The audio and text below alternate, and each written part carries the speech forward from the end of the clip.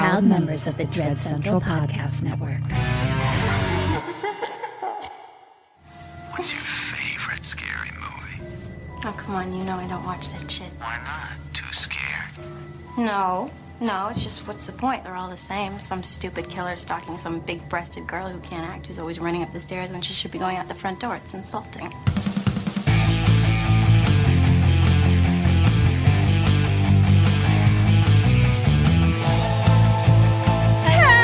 Hello! And welcome to Kim and Kat Stay Alive, Maybe. We're a horror movie comedy podcast, and we're going to tell you the entirety of a movie, spoilers and all. And I, Ketrin Porter, am going to be the teller of the tale. And I, Kim Burns, am going to stay the fuck alive and slay And thrive. and Stay alive and thrive. slay the day. I love it. And eat some hay. I don't know that that's nutritionally sound for a human, but I'm open to your journey. It's great for the teeth. Is it? No Interesting. fucking idea. Speaking of teeth, how am I sounding? Great. Never noticed a difference. I'm so proud of myself. How do your teeth feel? Oh, they're fine now because I have to change them in 2 days. Oh, so they're okay. like normal. Then they'll re-hurt. And then they'll re-hurt. Exactly. Yeah. Hi. Hello? What a Ma'am? weird week when nothing has happened. Absolutely It's nothing in the world has happened. It's been a boring totally week. normal week. Yeah. Really boring. Totes. We're not going to get into all of that. Here's what I am going to say. I'm going to thank my co-host. That's me. It's you. So, Kim and I work really, really hard. And I think we keep each other accountable. Kim works really hard and she makes me want to work harder. And on Wednesday, I normally watch my movie on Monday or Tuesday because I like to check it off my list. The one fucking time that I don't, I'm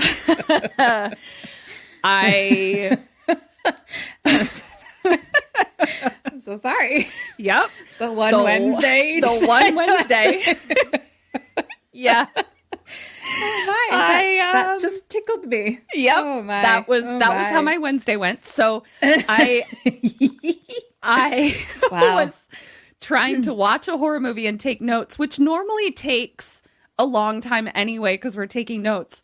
But I finally had to text Kim and I had to say, Kim, can we not record tomorrow, which was Thursday, because it has taken me 4 hours and 22 minutes to watch 23 minutes of a movie. Yeah. Absolutely. I get it. So I just want to thank you for being so flexible. Absolutely. Then on Thursday, I was grateful that we weren't recording. I was like, I could use this day. Thank you. Yeah. for that. So thank you back. You're welcome. So I feel just so utterly fatigued, mentally fatigued, haven't been sleeping well.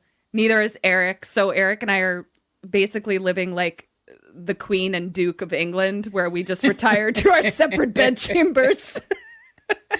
Good night, Saya. That's literally what happens. Whoever falls asleep, gets tired first, gets the bed, basically. So it's like whoever's like not tired by the time. Gotta get you guys some separate beds. Yeah, it's well, no, our couch turns into a bed and it's very comfortable. So it's not like I'm sleeping on like the cold The floor next to the bed. No. Just a towel baby on the floor. I'm in the bassinet. A dirty floor baby. Yeah, I'm not a dirty floor baby. I'm a perfectly comfortable couch bed baby. Dirty floor baby is a thing that happened one time when I got drunk and stayed at Sophia's house when she was living with her roommate Shane. And like, I don't know why no one helped me sleep. Why did anyone have the dirty floor baby? I don't know. Like, maybe there were boys in people's rooms. Like, why wouldn't I sleep, like, in Sophia's bed or, like, the couch? Like, maybe someone was on the couch, too, but for whatever reason. At, like, 5 a.m, I'm grabbing, like, towels from their closet and just laying on towels on the floor in the living room and then covering myself in towels. I got real cold. So I'm just like... And so, for whatever reason, we were like, you're just a little dirty floor baby or something like that. And then I'm thinking about this only because literally a day or two ago, I was starting to type a number into my phone. And you know how, like, it pops up, like, the closest number to, or like, whatever. And like, Shane Dirty Floor Mama popped up or something like that, or Mommy or something like that popped up. And I was like, who the fuck is that? I was like, who's my Dirty Floor Mommy? The dirty floor mommy. I think it's Sophia's old roommate. Oh my God, and that's incredible.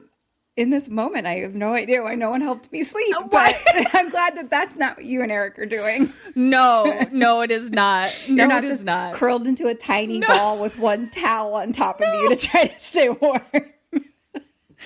No, ours is very distinguished, very royal. It's just like, but I think, it's just one of those things where it's like if two people are having trouble sleeping, the stuff that you can normally sleep through, like if you're already like trying to fall asleep, there's no like, normally we can like sleep through each other's moving or snoring or whatever. But it's like if you're desperately trying to fall asleep and your eyes are just like glued open, it's just like we can't do it. So that's how I feel sleeping near you all the time. You know what, bitch? It's true. I'm just like, you fall asleep way before I do, and then you snore, and I'm like, I will murder you. Yeah. Whenever we go on our sync trips, I'm like, I'll take the dirty floor baby spot because no one wants to sleep with me. Anyway, the point is everybody's mentally fatigued. Everything is a shit show. And so here we are. We're going to make you laugh about this dumb movie. I was so excited to record today. I was like, I'm so excited to just fucking like hang out with my best friend and watch a horror movie together and make jokes about it and laugh. Like, I'm so fucking excited to just be like, goodbye everything else for 2 hours. Yep. And so that's what we're gonna do. I picked a good one for us to make fun of and laugh about. Oh, good. I do have one fun thing to share. I woke up this morning to an email from my aunt, and it was a gift of like a tiny piece of land in Ireland where like if you... So you're a lady? I'm a lady. I'm a lady of Kerry. That is so exciting. How did you know that? Because I looked into it.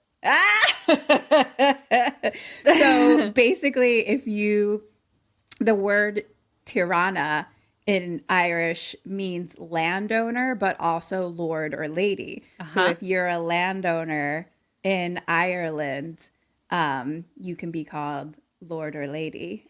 So it comes with a whole certificate. It says like Kimberly Burns, Lady of Kerry. I love it. And it's so cool. That's amazing. It was really cute. Well, actually, but it's like a whole thing, and like it's like a piece of like a farm where like cows are basically like eating and stuff. Like it's very cute. Like, well, I actually didn't know. I only knew that they did that for Scotland. I didn't know they did it for Ireland. Apparently, that's very cool. I thought it was super cool. And today's like the anniversary of my grandmother's death too, like 5 years ago. So what a perfect. Just really special. That's really cool. Well, would you like to hear a tale, milady? I would. Thank you, dirty floor baby. Entertain me. Dance. Dance, dirty floor baby, dance. How did I become the dirty floor baby? And because I'm the lady of the podcast. Of the podcast, yes. Okay. Are we ready? I'm so ready. Okay. I watched 2005's masterpiece, Cursed. Ooh. Directed by Wes Craven. Love it. written by one Kevin Williamson, Love it. who has quite a repertoire. So I was expecting a lot. Let's sit back and found out if we delivered. I've heard some responses already just because obviously I posted on Instagram what we were doing. So Yes. I find that interesting. I can't wait. I'm surprised that is the response. But so 2005, eh? Uh-huh. Yes. Okay. I have a lot of confusion around this that we'll get into. 2005. Yeah, we were drunk. That's why we missed it. Oh, peak drunk. Peak drunk. Okay. Dead or alive? Ricci, as in Christina. Alive. I love her. I think her character name is Ellie, if I say that at some point. Okay. It is Ellie. It's Ellie. Dead or alive?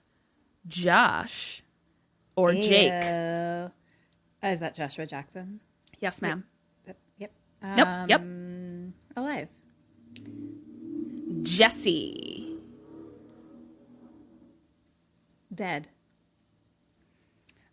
Rosenbaum, as in the actor who's Michael Rosenbaum, who you would recognize if you saw him. He played Lex Luthor on Smallville. Even though you didn't watch Smallville, like, you would recognize his face. Oh, but I know who he is. Oh, you do? Okay. Someone wanted to set me up with him.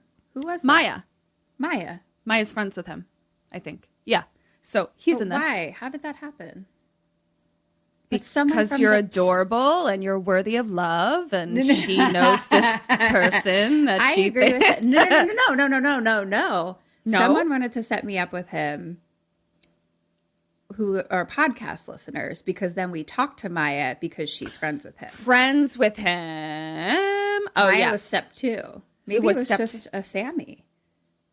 I think a Sammy tagged us both in something and was That's like, what it was. I listened to both your podcasts, and you guys would be a great match, and you both live in Los Angeles, and you should fall in love. And then Maya was like, I know him. And then it was like, okay, yeah. I recall this. He's in that. Dead or alive. Let's follow up on that, everyone involved. Let's circle back to that. Circling back to... I will keep him alive so he can be my Lord of Carey with me. Love it. Judy. Alive. Zipper. Dead. Milo. Dead. Brooke. Dead. Maya. Alive. Shannon. Alive. So many people. Ketrin's trying not to laugh face, which is probably not a good sign for me. No, it's fine. You did great. Okay, here we go.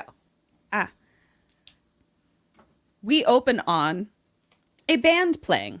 It's a poor man's Green Day, if you will. It's that sort of vibe. And you can hear the music from 2005. Everyone was kind of My Chemical Romance-y kind of situation. Oh, yeah. Panic at the Disco. Panic at the Disco. You hear it. Okay. And they're singing a song where the chorus is about Little Red Riding Hood and they're at like a fair, like a state fair. Okay.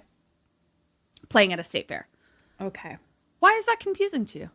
I was just taking in all the words and I had to place them in orders that made sense. They were singing about Little Red Riding Hood at a state fair. It was just it's a weird sentence. I hear you. Process it all. Yeah. Okay. So, state fair. Now we pan in to two friends just bopping around the state fair. And it is American Pie's Shannon Elizabeth with her friend, ghetto superstar singer Maya. I love that song. Remember that song? Ghetto superstar, that is what you are. I mean, it was catchy as fuck. It was a that bop. song. It really was a bop. Yeah. I had that on repeat. So Shannon Elizabeth is like pulling Maya towards a booth to be like, no, let's just go check it out. And they sit down, and we see that they have sat down at a psychic's palm reading booth, where the psychic is none other than Portia de Rossi. Wow. Wow, this is a who's who of 2005, let me tell you. I can't wait. How exciting. Yeah. So they sit down, and Maya is like, I need you to tell my friend that this boy Jake, Josh, is like not worth her time. Like, tell her to like forget about him. Portia de Rossi like grabs her hand and like has serious face on. Like, she's just like, forget about that. No, like, this is really bad. I see blood. I see danger. The beast. And she's like, beware the moon. And so they pull their hand back, and they're like, this is stupid. And like, Maya like runs off kind of very quickly. Yeah. And Shannon Elizabeth is like, lay off the crack pipe. And then whatever. Rude. And then like turns and is like, Maya? And like, Maya's gone. Like, And was Portia saying that specifically more to one of them, or like both in general?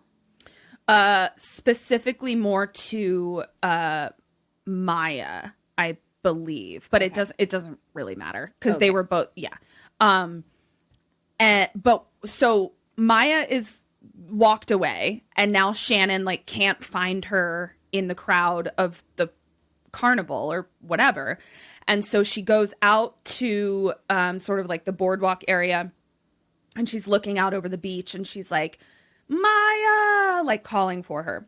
I realize it's the Santa Monica Pier where they are. Oh. So that's where we live.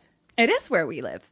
So now we cut to Hollywood Boulevard, and the part of Hollywood Boulevard that everyone that comes to visit wants to see, but that we know is trash. The worst. That part. I worked on that part for many a year. 5 years? Oh, man. It's ye old Roosevelt Hotel. Oh, man. It's so tough. I get it because we did the same thing. But every time someone comes to visit me that's never been here, I know that they're going to want to go to Hollywood Boulevard. And I know that they're going to hate it as soon as they get there. And I know that it's going to be the worst day of their like, it just sucks being there. Yeah. But like, you can't not go. Exactly. But you can basically schedule in like 20 minutes for that. It's You're not a 100. day. It's not a full day situation. No, it is definitely not. So FYI Yeah, cool, for anyone. saw it. Goodbye. Yeah. So we've cut to Hollywood Boulevard, and there is a high school brunette chick working in one of those souvenir shops. Yeah. That sells like Best Dad as an Oscar. Yep. And the security guard that's there is like, okay, Brooke, time to lock up.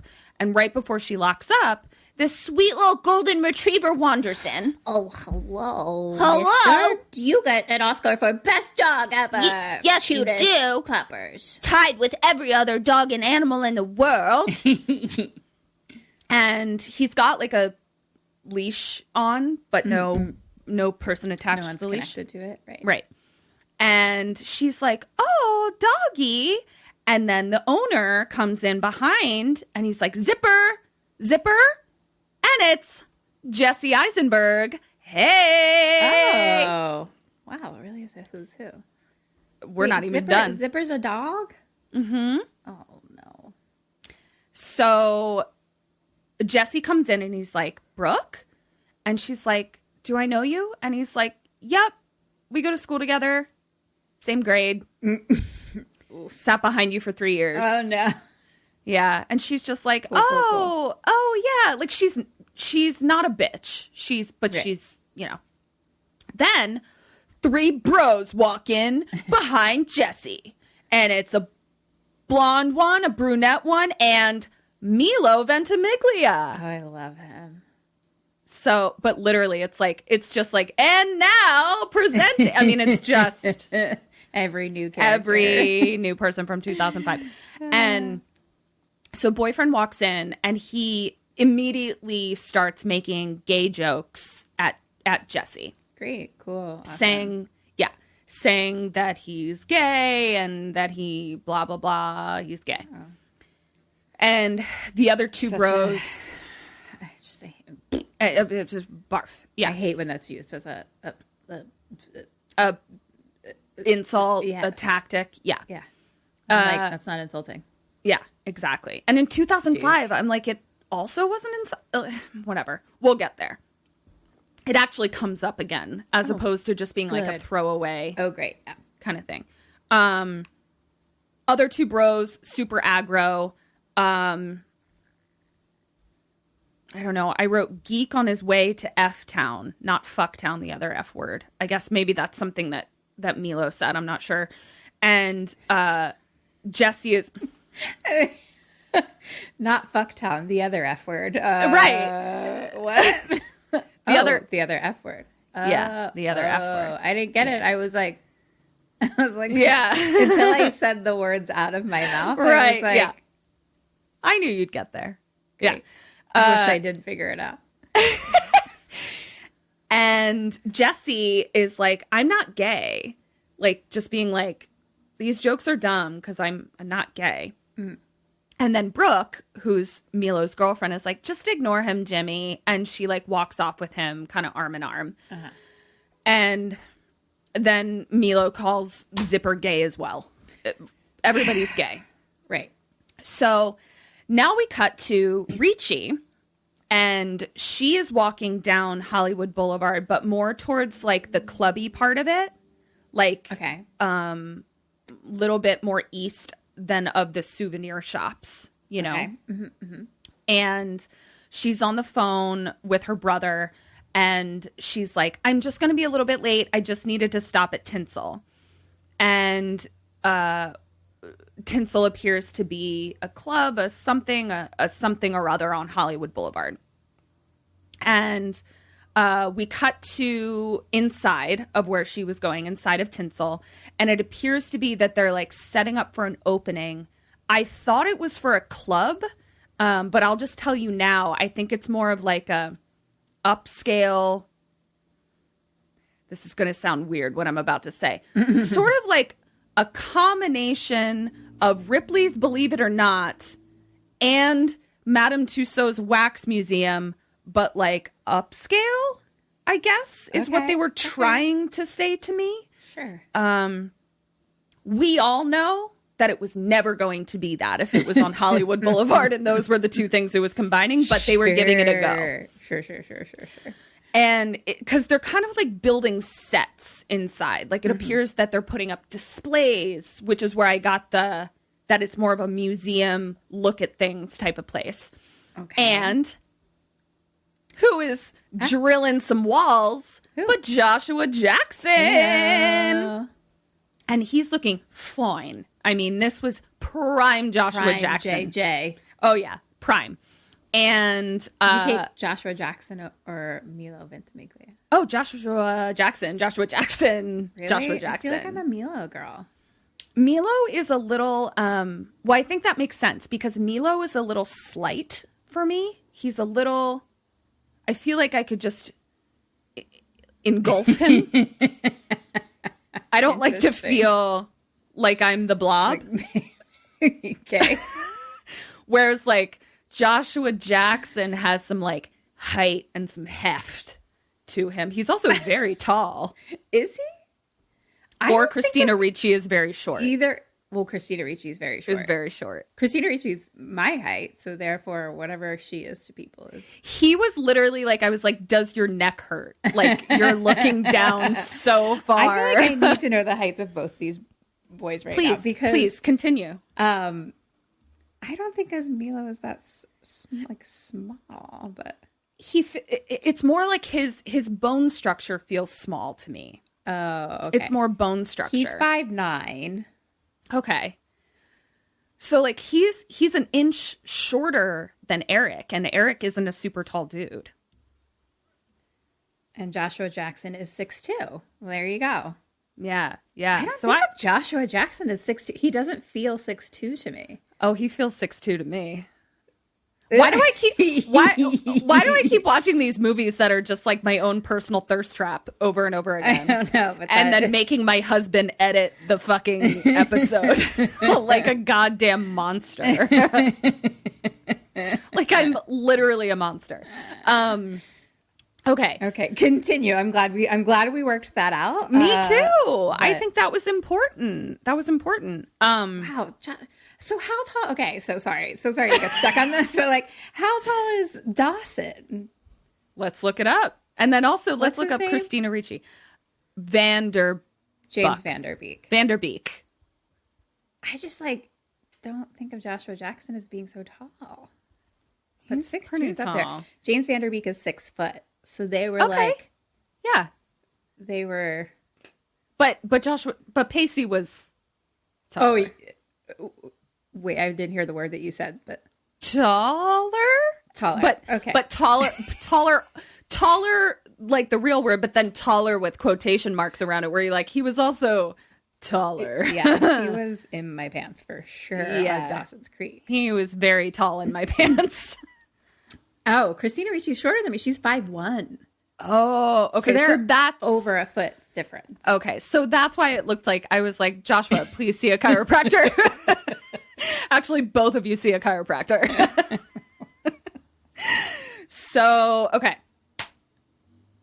What is happening? Okay, so we just talked about height for a really long time. for 25 minutes. If anyone's wondering, I'm 5'3.5". I am 5'6 3/4". Wow. So, Yes. I thought you were Yes. shorter than that. Wow. Great. I am not. You're 5'6". like 5'7", basically. Yeah, why do I put that 3/4 on there? Like I'm a 7-year-old waiting for their 8th birthday.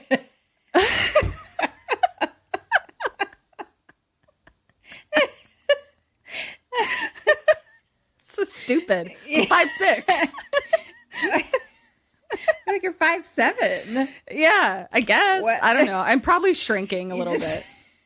But like you're probably usually wearing shoes, so I would just go ahead and say 5'7". I'm 5'7". I'm 5'7", everybody. Any fucking I'm way. 5'4". There we go. Go on. Great. Okay. This movie I watched where people had heights.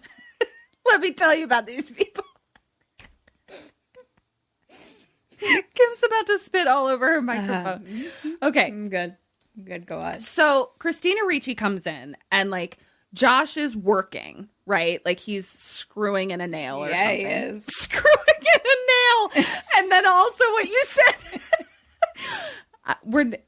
This episode is going to be 4.5 hours. It's okay. I need 4.5 hours of laughing, to be honest. So she's like, hey, I haven't seen you in a few days. And he's like, yeah, I've been working. And as soon as this interaction happened, I was like, oh, I know what this relationship is. Like, she's sprung. He's every dude we ever dated that hung out on Hollywood Boulevard when we were in 2005. That's who he is. So he's like looking around and he's like kind of showing her some of the different displays. So he's like, there's like some like medieval torture device thing, but it's like, you know, from movies. So it's all stuff from movies. And then he picks up this like staff that's like on like this really like pretty display. And he's like, this is an actual sterling silver replica of the cane that was used in the original Wolfman. Oh. And she's like, oh, that's really pretty. And then Ricci is like, so are we going to the opening together? The opening of this thing? Mm-hmm. And he's like, I'm not going to be at the opening. And she's like, it's your opening. Why aren't you going to be there? And he's like, I just want to crawl into bed. And she's like, okay, I'll crawl in too. And he like kisses her. And then I was like, I'm getting the vibe. She's getting the vibe. She's real thirsty. He has no water for her to drink. He's like, yeah, sure. Yeah, like he's very much like, he's like, I think I'm going to be busy in my bed alone. Mm-hmm. And so not with you. And not with you. Yeah. And so she's like, is something wrong? And he's like, I'm just stressed. You know, I think I just need some time and some space. No. And I was Joshua, like, no. Yeah, I was like, oof, been there on Hollywood Boulevard. And she's like, okay, well, just give me a call. I mean, sometime when you feel like it. Oh, God. No pressure. The hits keep coming. It was rough. I was just like, too real. yeah, it was pretty triggering. So now we cut to a car driving like super way too fast on Mulholland. I'm like, please don't. And it turns out it's Jesse, and Richie is his big sister. So like she's the brother that he was talking to. Wait, what? She's the brother that He's the brother she was talking to. When she was like, I'm going to be late. I'm stopping at Tinsel. Oh, I forgot that happened. That was before our height That was our height talk. Yeah. Got it. Yep. There we go. And there's a dog in the car. So Zipper's in the back seat. And they're arguing about her being late to pick him up and blah, blah, blah. And she's like, I mean, most high schoolers have friends that can drive them home. And like, so like he's a nerd, blah, blah, blah. And then crash! They run into something on the road, but they didn't really see what it was. Like it made them swerve. Right. And then they hit a car. That car that they hit tumbled the fuck down a hill.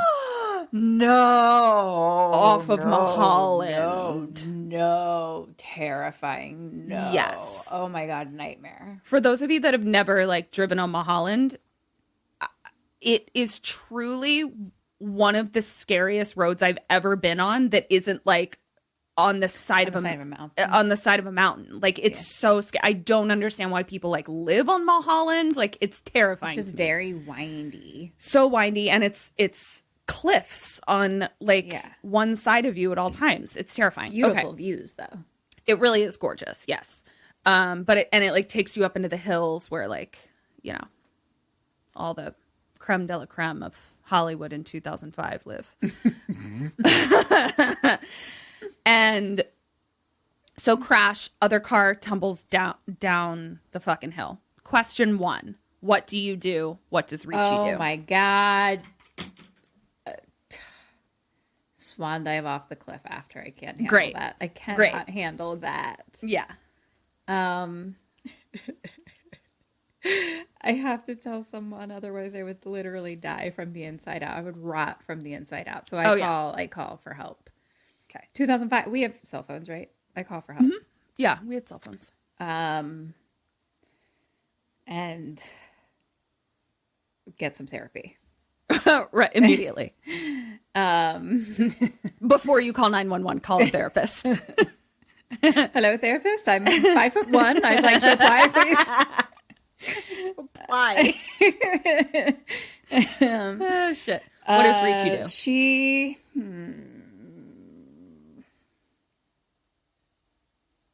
Damn, what the fuck does she do? I'm gonna say, just because it would be fun for a movie, that she drives off.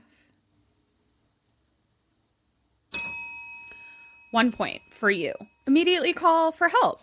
And stay not down the hill. She is like, Jesse, call for help. And then she goes down to the car where the car is. And I'm like, she goes down the hill, walks down? Or, you know, kind of tumbles. Yeah. I mean, like she goes down the hill, but I'm just like, what? The car is over. I don't know. I felt dangerous to me. I say good for her. She was trying to help them because she fucking may have killed people. So that's what she did. So she goes down, tells Jesse to call for help.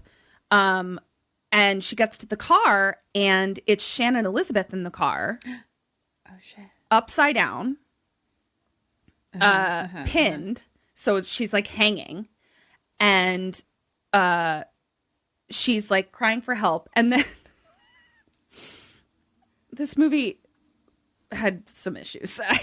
It was so at one point, like the car is right there, like very accessible. But at one point, Richie is like, I can't get to you. But there's like one branch, and she's like, but then like immediately gets to her. And I was like, okay. So what you just did reminded me of the TikTok video that I shared on our Instagram. It is of the woman or the yes.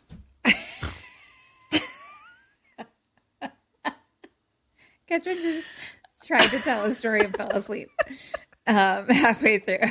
I couldn't figure out how to describe. It's like a guy with a blonde wig on, and he's like pretending to be in it. Like there's someone holding a knife with the camera that follows him around. So it's just him being like, running around, and he like running opens up the stairs. front door and looks outside, and then is like, and then runs up the stairs instead. And it's so funny and cute and adorable. Oh my god! So it was very that trying to get around this tree branch, but then she like immediately gets around the tree branch. So I was like, we could have left that on the cutting room floor. Yeah, for sure. So Richie asks, she's like, do you have a jack in your trunk? So she goes around to the trunk and is like trying to open it. Jesse has bad service up at the top because it's Mulholland. Yeah. And a car drives by and he's like, hey, and the car just like drives past. Rude. Zipper's still in the car. He finally gets through to 911. So we hear him on the phone. Back with Richie, she sort of like hears something in the woods, like just kind of like a creaky, woody sound. And she's kind of like looking around, and then Jesse's right there. So she like jumps, and he's just like, 911 is coming or whatever the fuck. And Shannon Elizabeth is like, hello? And Richie comes back around. She's like, I couldn't get to the jack. Like, I can't open the trunk. And the girl is like, do you hear leaking? I hear leaking. Is the car going to blow up? And Richie is like, no, the car's not going to blow up. And Jesse goes, well, the car might blow up. And she's like, and so Jesse is like trying to help. I guess he's like trying to like unjam her. Like basically she's like pinned kind of by her legs. Mm-hmm. So he's like trying to maneuver pieces of the car so that she can undo her seatbelt and get out. Okay. And Richie is like just kind of standing around the car now, and she kind of like keeps hearing things. And every so often I'll just bend down and be like, maybe you guys should hurry up. And I'm like, no, I mean, I'm pretty sure they're going as fast as they can. Yeah. Like that's not helpful. And Jesse finally gets her out. Yay. So she kind of like is still in the car, but like she's fallen and is right side up. This is actually when I realized it was Shannon, because it was very dark and she was upside down. Okay. And she's like, what happened? Like, y'all ran the fuck into me. And Richie's like, we hit an animal or a dog, I don't know. And then all of a sudden, grabbed by wolf face, a fucking wolf face comes through the car and rips Shannon Elizabeth out by the window. And Jesse and Richie are like trying to pull her back, but they can't. Jesse ends up getting scratched across the chest, and Richie gets like bitten on her arm. Okay. And this animal like pulls her out. Okay. Shannon Elizabeth out. Pulls Shannon Elizabeth out. Okay. So we kind of see wolf face, but it was very dark, and like, you know, like we couldn't see the rest of the body basically. Okay. Yeah. So now we cut up to the top where her car is, and the ambulance and the cops are there now. And the sheriff or whatever the fuck comes over, and it is none other than Ron Swanson. Shut the fuck up. Yeah. So wow, I love this movie. It's literally, I was like, who's next? I was so excited. Exciting. So Ron Swanson is questioning them, and Richie is like, I really couldn't get a just picture Ron Swanson. Picturing Ron Swanson. That's what I wanted you to do. So Richie is like, I didn't really get a good look at it. It just was an animal. Mm-hmm. And Jesse is like, I saw it though. He was like, it was a wolf, but bigger. And Ron is like, a wolf? We don't have wolves here. And he's like, it's a monster wolf. And Ron's like, okay, got it. And Ron is like, so a mountain lion or a bear? And he's like, we don't have wolves here. And Ricci is like, go check on Zipper, who's still in the car. So he goes to see Zipper. Zipper's fine. And he like puts his hand out to Zipper, and Zipper's like cowering from him. Terrified. And so Jesse is trying to be like, what's the matter? And Zipper kind of like nips at him and like kind of bites his finger a little bit. But not like hard, like definitely the kind of nip that's like, please don't come near me. I am scared. Okay. And Jesse is like, enough of that, and like closes the door of the car.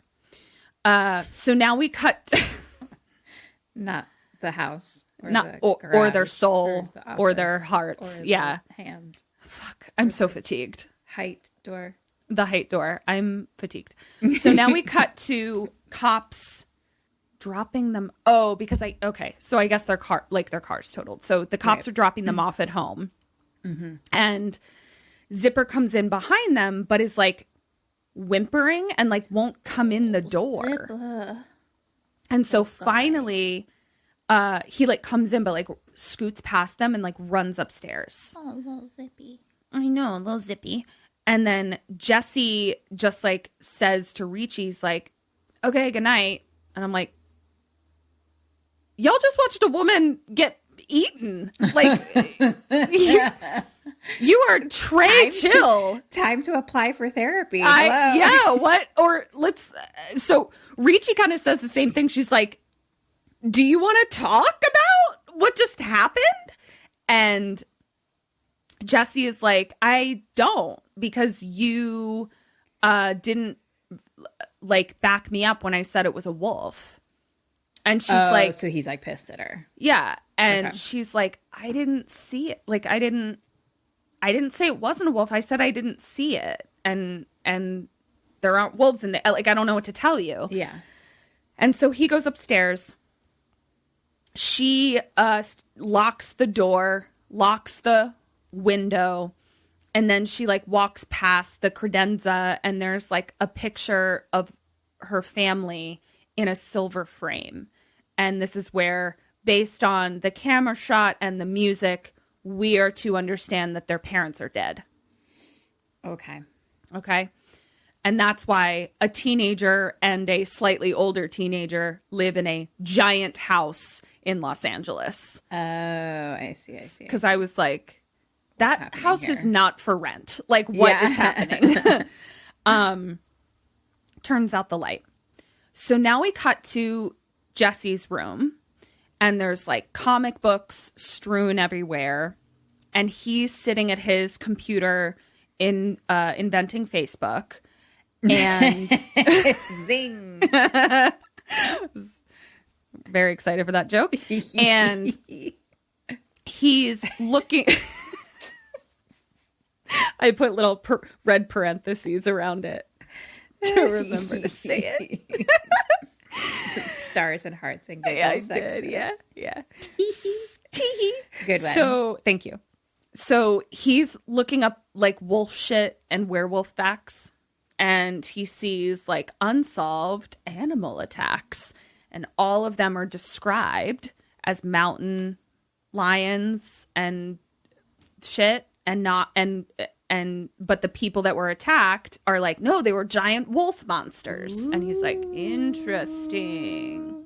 Okay.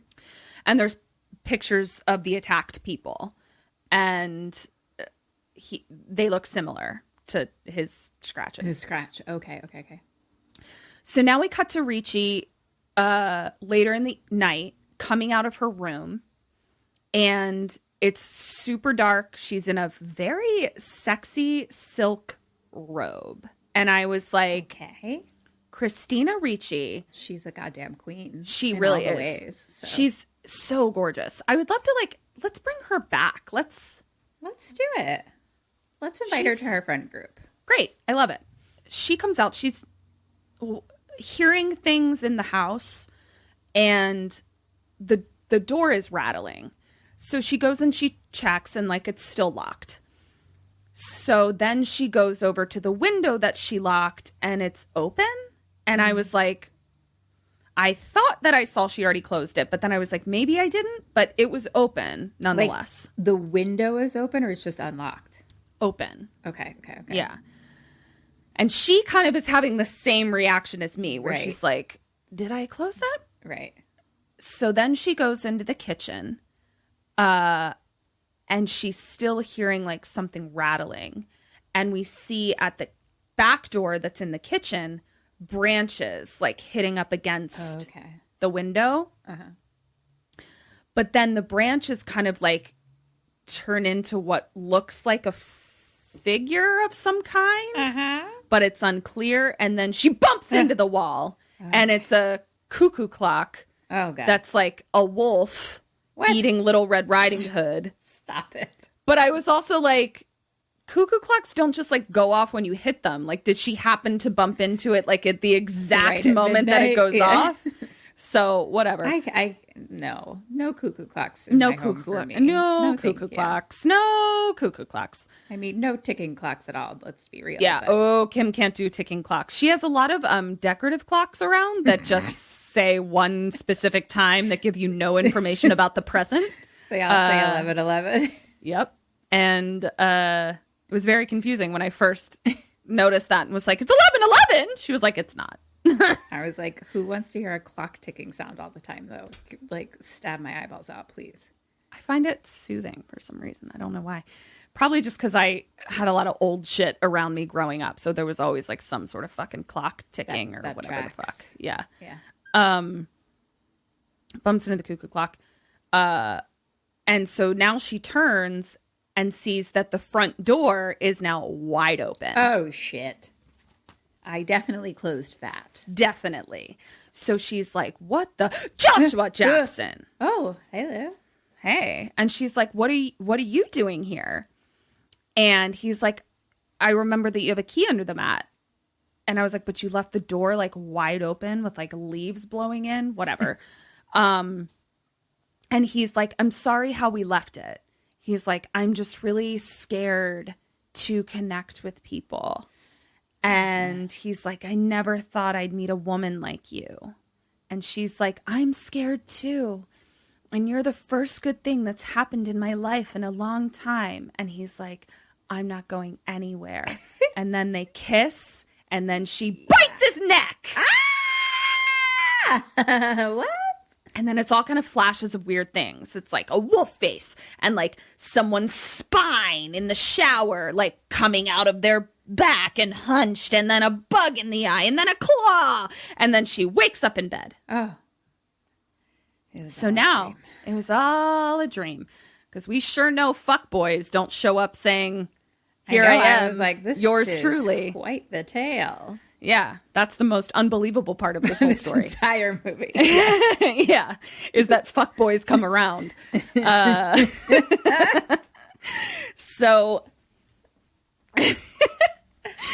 So now we cut to Jesse waking up, and he's waking up naked in the bushes out front. Uh-oh. Oopsie daisies. And he's a dirty bush baby. He's a dirty bush baby. And the neighbor is like watering his lawn. And it's just like, buh. And so then Jesse like gets up and like leaps up the house and goes in the window. And I was like, did the neighbor see it? I don't know how he couldn't. But I was also like, Jesse, did you see it? Did you see what you just did? Like,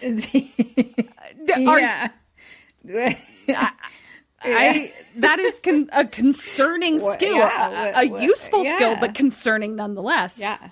Is it a new skill? Are you not like, where did this come from? So now we cut to Richie in the kitchen. And there's a news reporting the crash. And there's a fly flying around the kitchen, and it's annoying her.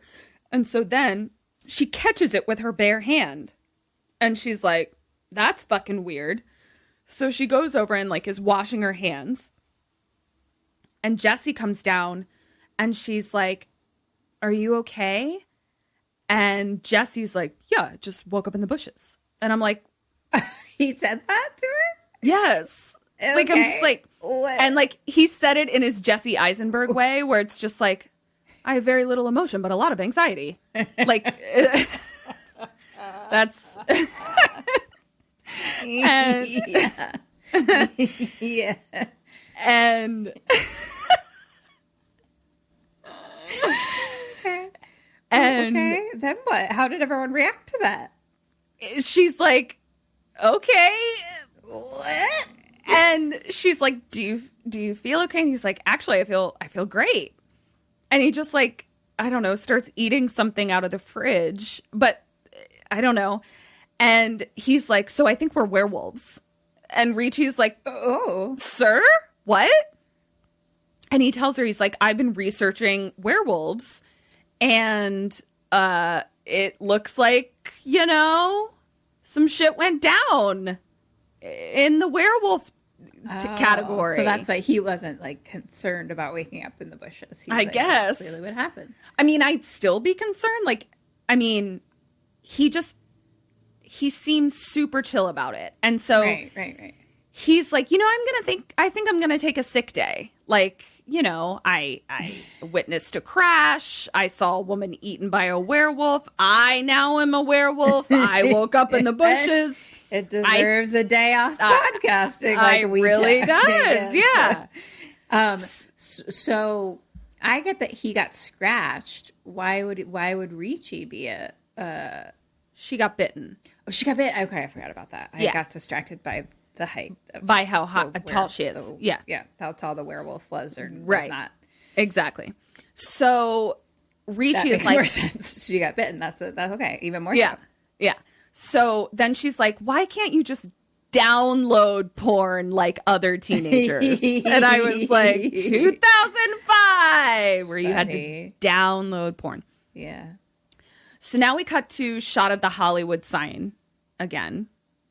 And we see Late Late Show with Craig Kilborn. And I was like, yeah. remember those? Remember I mean, that. shit's getting crazy. 2005. What a crazy time. There was a couple Craigs. I can't remember which is which. Craig Ferguson is the other one Okay, you're thinking right. of? Yeah. So we see that Richie works at the Late Late Show with Craig Kilborn. Because she comes Richie into the works office. there. Yeah. Okay. She comes into the office. And 'Cause here we comes... went to Craig Ferguson, right? Because Who's He What's It was on the show, right? We did go to Craig Ferguson. Yeah. Yeah. Because the X's, when he was with the X's. Right. Yeah. Good memory. Wow. 2005 coming back. That was probably more 07, 08, but Yeah, probably. And so then here comes Michael Rosenbaum. hello. And he's like, future Lord husband. yep. And he's like, hey. And he's like, you seem different today. Saucy. And she's like, holds up her arm and it's got gauze on it. And she's like, the gauze look. And I was like, this script. Oh no. And It's like I've got werewolf blood now. yeah. And he's like, what happened? And she says one of the most, for screenwriters out there, please don't do this. It's one of my biggest pet peeves, and I have a lot of them.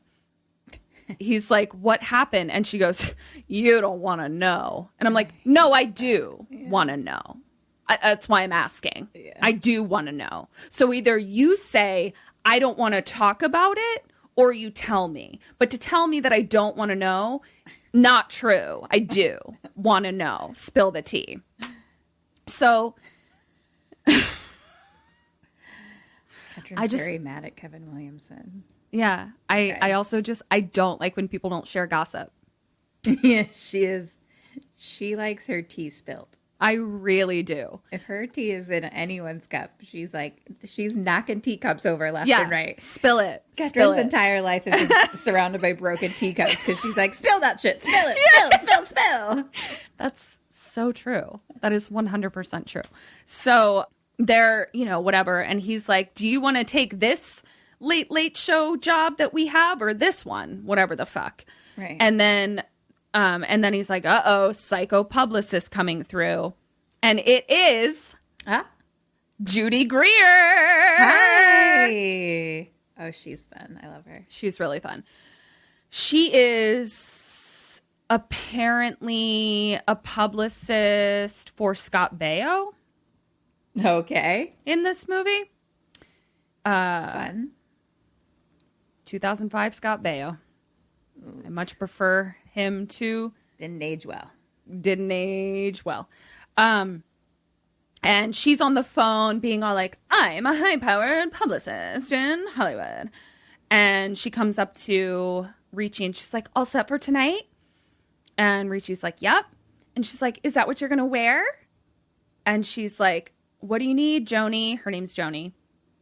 And she's like, I heard you were dating Josh. She's like, I'm not surprised he got to you. He did always like the vulnerable ones. And Richie is like, owies. Fuck you. You don't know what you're talking about at all. Shut up. Except you do, and you sold right into my soul. Shut up. Stop telling the truth about me. Oh, God. Oh, God. I'm dying. How dare you tell the truth about me? And Richie is like, bye, Joni. And so she's like, bye. And then turns around. Michael Rosenbaum's character name is Kyle. And like, as she walks past, she's like, putting on weight, Kyle? Fun. It was fun. And so Rosenbaum comes into like Richie's office and he's like, she's nuts. And she's like, do you think she's right about him? Meaning Josh? Second writing pet peeve. Oh, no. Michael Rosenbaum says, no, and she's cuckoo for Cocoa Puffs.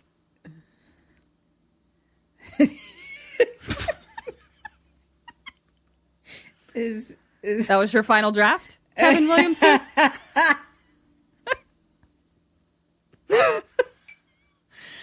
Oh, no. I'm sorry to bring the shade. I hold you to high standards, sir, and this is the only way to improve and evolve. Yeah, it's because we hold you to high standards and respect you that you can't be writing. No, You can't be writing that. you can't be writing Sir. cuckoo for Cocoa Puffs. No. You can't do it. I'm sorry. No. So For Cocoa Puffs. Were Cocoa Puffs big in 2005? absolutely not. Absolutely not. Maybe they made a comeback in 2005. They It was like a big absolutely thing. didn't. You know what? Tell you what. I'll postmortem. Where were Cocoa Puffs in 2005? I'll do it. I'll fucking do it.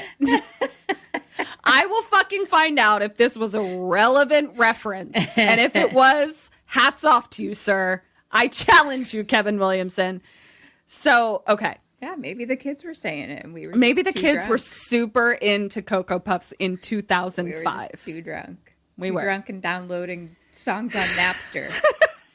And LimeWire. LimeWire. I couldn't remember actually. I never used Napster, but Yeah, yeah, it was LimeWire LimeWire. was totally what I used. Yeah. I mean, we never did. We never I did know, that. That's I illegal. What? Ever.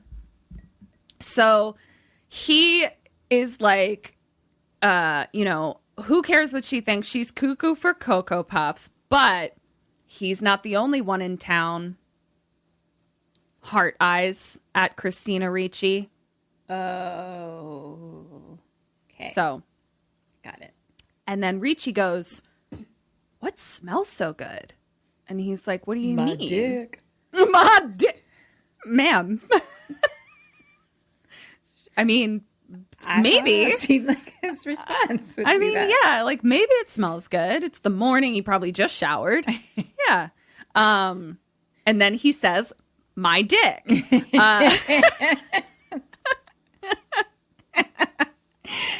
No, she My walks dick, past. period. Hard Period. eyes. Yeah.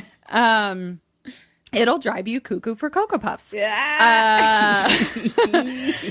So she like pushes past him and he's like, darn it. Hard eyes. And she's like looking all around. She's trying to find where the smell is. She finds where the smell's coming from. And it's a woman sitting in the break room and she has a nosebleed. Oh, And- oh no. Oh, noes. Oh, And no. You can't. You need to see yourself out right now and go sit with Kevin Williamson and apologize to him. You cannot do that after you just threw so much shade at Cuckoo for Cocoa Puffs. you're so right. I'm so sorry. You need to go have a talk with him. I do. I'm and so sorry. apologize. Yes. I apologize, Kevin Williamson.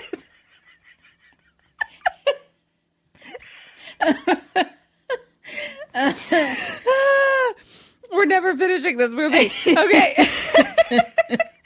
So the woman in the break room is like, so sorry for my nosebleed. I'm embarrassed. Oh, no. And Christina is just kind of like, I shouldn't be able to smell blood. Like, she's like, this is weird. So, Nor should it smell delicious. yeah.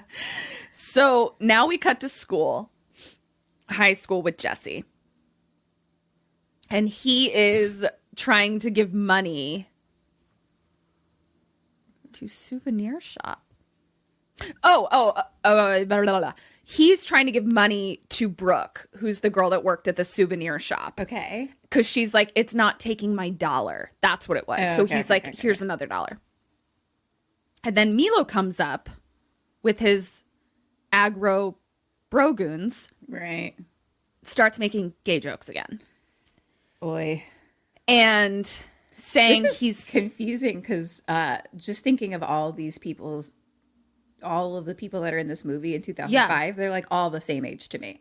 So Oh. the fact that we have like adults and then like older teenagers and then high school teenagers, it's blowing my is- mind. totally confusing because It's- I'm just like, I don't know. These are all people that are all the same age. It's incredibly confusing. Like the Jesse and Christina Ricci thing is like Yeah, that's bizarre. The fact that Milo is a high schooler and a high Christina schooler, but Ricci's Joshua Jackson is just an old. adult. Yeah, and they're all very confusing. It's very weird. I mean, 2005, it was Cuckoo for It was Cocoa a Puffs back Cuckoo for then. Cocoa Puffs time. Who knows what was happening? Who knows So- what was happening? And goodbye. I'm so sorry. Kendra just left. She took off her headphones. Okay. So he's making gay jokes, Right. but at one point he's like, surprised. He's like, I'm surprised that you're not on the wrestling team. I would think all of that homoeroticism, getting to wrestle dudes would be your thing. Mm-hmm. And Jesse is like kind of just head down. But then he says under his breath, is that why you've been the captain for 2 years? And I was like, oh, damn! And Burn. and Milo like gets in his face and is like, are you trying to come for me, bro? Or some whatever 2005 thing you said? Yeah. Are you cuckoo for Cocoa Puffs?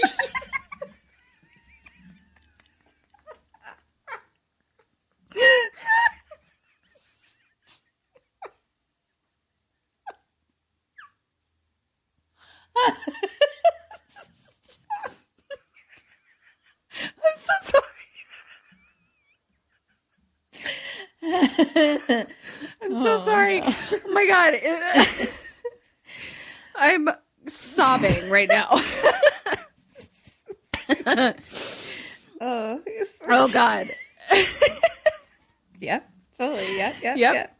And Brooke is like, this bummed me out. Because, like, I know girls that do this. Where, like, her boyfriend is an asshole. Yeah. He is a jerk.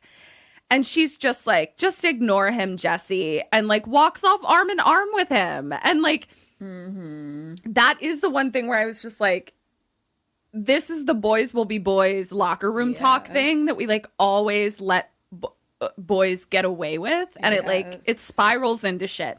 And so it was just interesting to, like, see it portrayed on film. Yeah.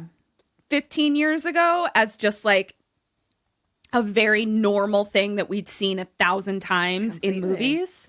And to see it now being like, it was kind of like watching Idle Hands, where I was just like, what? Yes. Yeah. Like it's normalized and therefore it seems okay. Yes. Yeah. So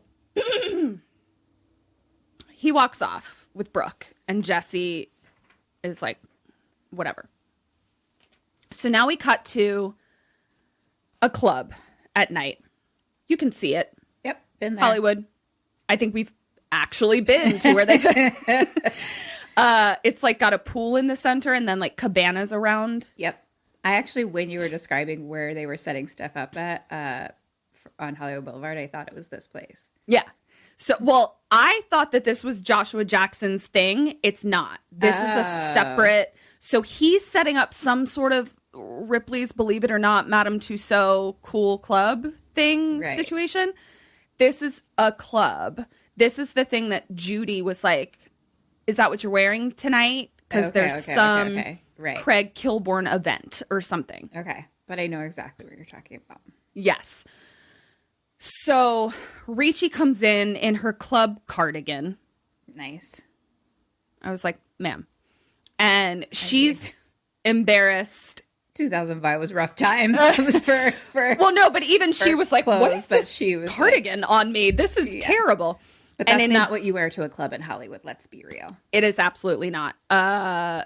No matter the temperature, you need to be absolutely freezing with as few clothes on as you can possibly wear. And the highest, most uncomfortable heels. The highest, most uncomfortable heels. And then you need to do a bunch of shots when you get in because it'll make your feet hurt less. And your anxiety go to sleep. Yes. And then you hate everyone involved and inside. Yeah. And don't want to then be you black there, out. And then you're like, why did we even come to this place? Yeah, and then you wake up on the floor as a dirty floor baby. Yep. That's how it goes. Hollywood in your early 20s. Yep. So everyone is also like in animal costumes or whatever, but like clubby animal costumes. Yep. Oh, I know that. Yeah. Like I'm a sexy gorilla. You know. Yep. And Judy walks up to Richie and is like, oh, okay. So Judy walks up to Richie and Richie's like, I wish you told me this was a fucking sexy gorilla costume party. Yeah. And Judy is like, I'm a bitch, so I didn't. And she then walks away. Now, Josh comes up to Richie. Oh, okay. And Richie is like, hey, how are you? Like, sorry about yesterday. I know you need your space. And I'm like, what are you apologizing for, girl? Oh, yeah. Cool girl. But also, cool girl. Yeah. So she's like, I know we've only been seeing each other a few months. And again, I was like, okay, Kevin Williamson, I knew I gave you some shit for Cuckoo for Cocoa Puffs, but this whole dynamic, spot on. Yeah, nailed it. Josh is like, on the nose. And so Josh is like, can I talk to you? And so he kind of like pulls her aside a little bit. And he's like, disappearing was my MO. And he's like, anytime I got too close, I'd run away. I was like, oh my fucking God. And he was like, and I don't want to do that to us. He's like, I don't want to lose you. And he was like, so can you just bear with me while I'm emotionally unavailable for way too much time, and you just sit around on the back burner while I sow my fucking wild oats, but I'm super vulnerable and you're going to change me. You're the only one that can change me. Just be patient. God. I'm learning as I go. I'm just a sad little boy baby. And so it's just spot on. So one of them says, can we go somewhere and talk? I don't know. I think he says it or she says it. I don't know. But then at this point, Maya comes up as like a sexy leopard lady. Right. And she's like, remember me? To Josh. Uh-oh. And then Judy comes up and she's like, and she's like, time to go to Richie. Because I guess this is where she's like, needs to talk to Scott Baio. Because remember, she came in, she was like, will I see you there tonight? Yeah. Yeah, okay. Okay, so she's like in an interview for Scott Baio. Thanks for doing it at this thing. He was double booked, whatever the fuck. And so then we see Maya like continuing to talk to Josh and like kind of like up against him. And she's like, Becky is so bummed you haven't called her. Becky being Shannon Elizabeth. Shannon Elizabeth? Okay. Wow. This small world up in here. Small world. Which is true. Yeah. And Josh is like, I took myself off the market, but like is still like being kind of crowded by women, you know, and it's like, you know. Okay. And so now we cut to Richie interviewing Scott Baio. And the interview is this. Craig is really excited to have you on the show. It's going to go Ashton Kutcher, Carrot Top. Super relevant in 2005, I guess. And then you. Cool? Also and he's like, very yep. relevant. Yeah. And he's like, yep. End of interview. So I was like, Did we need to have that? couldn't we do this over the phone? Yeah. We could Could quick email. Judy just be like, yeah, good. Done by. Yeah. What? Yep. Okay. But Scott Baio needed to make a cameo in a Kevin Williamson movie. So Well, he was big in 2005. huge. Wasn't he still married to Adrian Who's He Fucks It? The fucking top model? I think he, like, don't just- recall that ever happening. They had like a reality show together. I whatever. blacked that out. Yeah. We blacked a lot of things out. Scott. Too busy sleeping on floors under towels. Yeah. Scott's being like a little dicky or whatever. Mm-hmm. And then Richie like looks up at the moon. It's full. And all of a sudden he appears like enamored by her. And he's like, you're beautiful, your aura. And he like puts his hand on her leg. And she gets up and is like, thank you, but gross. And so she like gets up and she's like looking around for Josh now because the extensive interview was over. Very important. Needed Yeah. to do it. Yeah. And she sees that Josh is like surrounded by like 12 girls. And so she's just like, ugh. And so she goes to leave and Josh follows her. And she's just like, all these girls just keep turning up. And he's like, people can change. This is verbatim, by the way. Like, this is... Okay. Like, I was just like, what the... Okay. And it's like, people can change. And she's like, I think I'm going to be the one who disappears now. And she, like, gets into the elevator and leaves. Ma'am. I was going to make a dumb joke, and I just... Sorry, go on. So now we cut to the parking garage. She's going to her car, and we see a POV following her. Okay. Heavy Yep. breathing. Okay. And then she gets into her car and and drives away. And we see that the POV hears the elevator ding again. Yeah. Okay. Mm-hmm. Here comes Maya in her leopard print outfit walking to her car. Maya hears something. She keeps walking to her car. Then where her car is, the space in front of it, there's a blood stain and animal footprints in the empty space leading away. So she's like, what the? Thrown over her car. Ah! And so she's like thrown a couple cars over. Shit. Okay. Question 2. Some animal just threw you over a bunch of cars in a parking lot. What do you do? What does Maya do?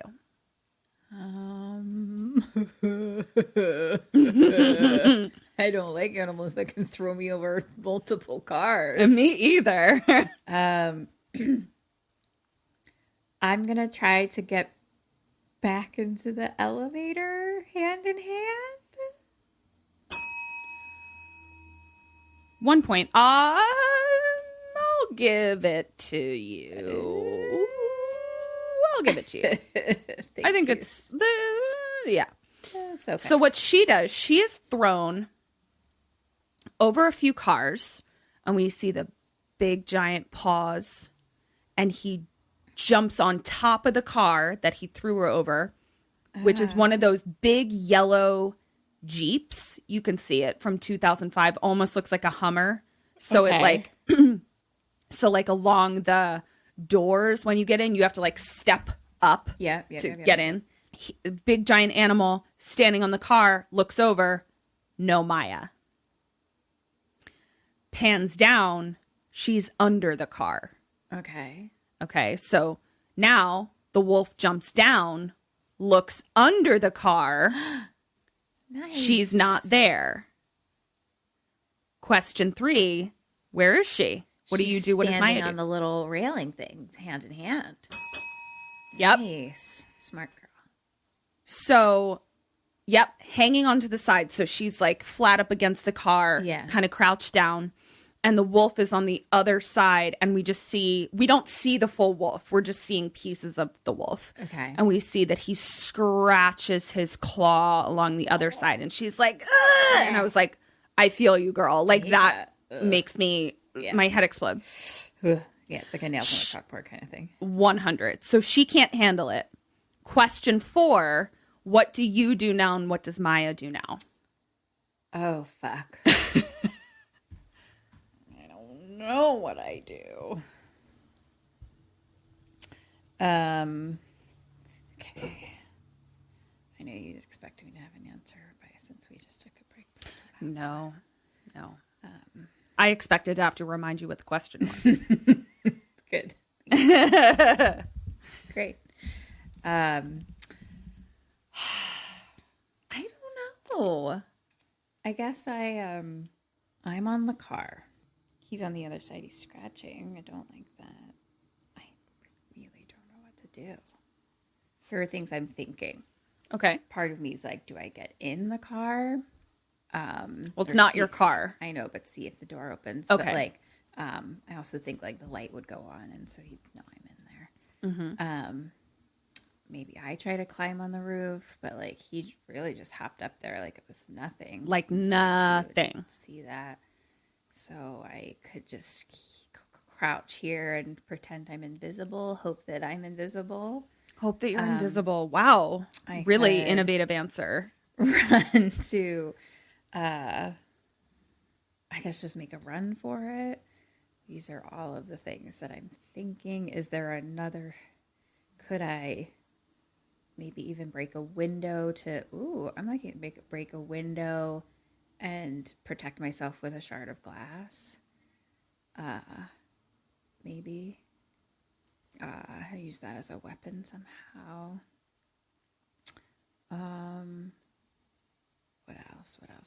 What else? Just, none of these feel great. None of them are lighting you up. No, none of them feel like I will survive, I guess.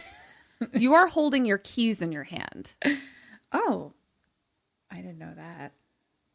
Okay, well, that's helpful. I don't need to shatter a window. I could maybe just, okay, I'm gonna, what's his name? I'm gonna Wolverine my keys in my hand. Wolverine your keys. Okay. And I'm going to Wolverine my keys. I don't like this. I'm gonna Wolverine my keys, and I'm gonna fucking try to get to my car, get inside my car, hand in hand. I don't know, and defend myself with my keys pointed at him. Stabbies. Half a point. Okay. I gave you half a point because, like you have a pointy, which is legit, but like he's real fast and strong. Yeah, I know. That's why I don't feel like any of them felt good. So what she does, she takes her key and hits the alarm. Oh, the boop boop. And the boop boop goes off a couple cars down that way. Right. Smart. So he jumps over, like pulls something out of her car, like being like, I hate that noise or whatever. Right. She makes a run for it to the elevator, and she gets in, and like the door is closing. It closes, but then it's like bang, bang, bang, bang, bang, bang, bang, and it stops the elevator like between floors. Okay, Right, so like yeah. it went up, and there's like, this much space kind of thing. And there's like a tiny hole. The wolf has now like pried open the door, and there's like a tiny hole that the wolf is like trying to claw through. Right. And so she climbs up onto that little railing that's like inside, Nice. and she's trying to get out the roof. Yes. Nice. She can't, and so she falls dramatically to the ground. And then when she looks up, she sees through the like little hole that was made that like the door is like swinging, the door to like outside to the rest of the parking garage. So she's like, he's gone. Okay. Okay. Question 5. What do you do and what does she do? The elevator doesn't work anymore. Doesn't appear to be moving up or down, but I don't know that for sure. He appears to have stopped it. I'm going to try to make the elevator move and or continue to try to get out the roof and like climb to the somewhere else. Okay. What does she do? I think she goes out into the parking lot. Dummy. You've been so smart this whole time, Maya. That was you fucking So were nailing smart. it left and right, like fucking under the Yeah. car, on the side, boop boop So over there, good. run to Yeah. there. You've been killing it. She was He's killing not it. Gone? No, he's Stop not. it. So she sees that the door is swinging, like tries to like peek and like open the door more. Yeah. And then fucking attacked. Like, of Yeah. course. Attacked. Right. Goodbye, Maya. You had it up until the very Gosh, last you're second. killing it. I gave up long before you did, and Yeah. And then you just really fucked it up. So now we cut to, why is that happening? Oh, medieval and old illustrations of werewolves. Okay. And it's Jesse researching werewolves in his room. And one of the pictures is like a drawing of a hand, and there's like a pentagram on the hand. Okay. 5 little dots. Jesse looks down at his own hand. He too has 5 dots, oh, but he has to trace them to make it a pentagram. So he's like, it is a pentagram. Richie now comes home, and she's like, what are you doing? And he's like, I'm reading up on how to kill werewolves. And how to kill werewolves. Because I guess they're like, there's a werewolf. I'm a werewolf, but I'm not killing anybody. But there's a werewolf out there that's like munching on people. Okay. So Richie is like, silver, right? And he's like, it hurts them. Like, yes, but like the only way to kill them is to separate the head from the heart.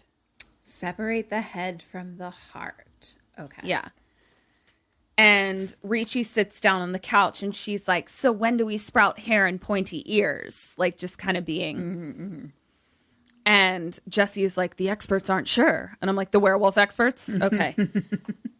And so Separating the head from the heart just made me think about our last postmortem when we learned so much about how much the body can live when cut in half, how long the body can live when their head is when you're decapitated. So much. We learned guys, so we know all about it.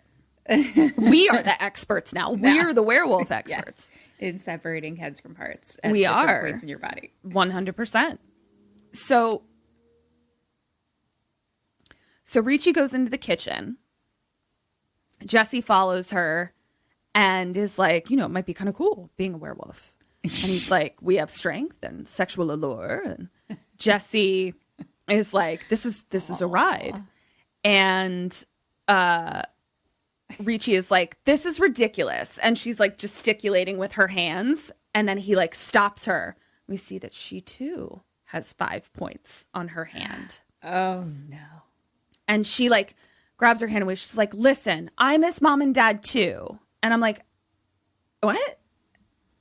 I think we're talking, whatever. So she's like, I know this is about mom and dad. I'm like, well, but I mean, you guys did see a woman like eaten alive. Ripped from a car. Yeah, right. Yeah. Like there are actual things happening. Right. Yeah.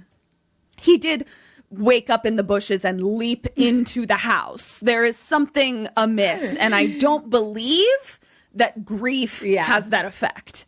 So, I mean, who knows? So Jesse is like, it's not about that. And she's like, fine, we'll do a test.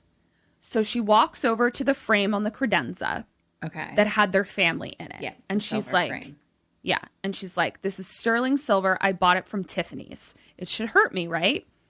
And he's like, yes, chapter 4 says as much. Chapter 4 of what, you fucking idiot? So of the werewolf handbook. Hello. Of the werewolf How handbook. to be a werewolf in 2005. Right, exactly. It's called Face Wolf. Why is it called that? Werebook. Oh, I didn't know where we were going with it. Now I see. I see. I had to hold your hand through that You one, did. and that's on me. And that's on me. It's good when you need to explain your jokes. I agree. I agree. So she picks it up. Nothing. She's like, okay, so go to bed. And he's like, "Arr." So now we cut to dog outside. Oh, now we cut to a dog just in the street outside looking up at the full moon. And we cut to Jesse reading werewolf comics now. So he's just entrenched in werewolves. In deep. Yeah. And he's like, why is he holding his chest? Oh, I guess just because that's where he got scratched. And he hears dogs outside. And it's the one dog that we just saw. And then it's 4 other dogs that are just like looking up at his window, like fucking barkity barking at him. They're like, hey, bud, come out. Hey, how's it going? It's full moon tonight. But they like won't shut up. And so Jesse's like, shut up. And they like keep barking. And he howls and they all run away. Oh my. So now we cut to Richie. Oh, now we cut to Richie and Jesse getting ready. So it's the next morning. And she like kind of is like feeling herself and like kind of like opens up another button of her pajamas. Oh, yeah, totally. And she's like, yeah, I'm working the event tonight at Tinsel, which is Josh's club. This is the opening now. And she's like, I've got to take Craig down the red carpet. Just looking in the mirror. And then she walks into work and I was like, oh, not her pajamas. That was her shirt that she chose. Oh, okay. It looked like a pajamas shirt for sure. 100. It was for outdoor wear. But it was for outdoor 2005 pajama shirt trend. And all the dudes are like looking at her because they're like, what is this aura? Hello. These pheromones. And so Rosenbaum is like, new look. And that's where I wrote, I thought it was a pajama shirt. And we see that there's an audition happening in Craig Ferguson land. Bunch of gypsy ladies sitting on the couch. I know that gypsy is a derogatory term. That is what they were referred to as. And they are very much like the sort of stereotypical, I'm a gypsy woman. So that's why I'm saying it. Portia's there. And, right? Remember Portia? I do. And she kind of like looks up as Richie is walking in and like gets a horrified face on her face. Uh-oh. And she like comes over to Richie and like grabs her hand and she's like, you're infected. And Richie's like, ma'am? And she's like, the mark of the beast. And she like kind of goes into Richie's office with her and Richie's just like, you're crazy? And Portia like takes off her gypsy hat and she's like, don't pay attention to the costume. Like, that's just what I do to make money. Like, but you know, I have a gift, whatever. Yeah. She's like, I'm legit, but I'm like, yeah. Dressed for the Hollywood show and tell sort of thing. Exactly. And she's like, blame my mother, cursed with a gift. And so she's like, you need to beware the beast. And at this point, Rosenbaum comes in and is just like, can you sit down with the other auditioners? And she's like, beware the beast in human form. And she's like ushered out. And Rosenbaum is like, shouldn't you psychically know when you're annoying somebody? Anyway, So now we cut to high school. Jesse and the popular girls, Brooke included, are sitting on the bleachers watching the boys wrestle. Mm-hmm. And it's Milo and his two goons. And Jesse walks in.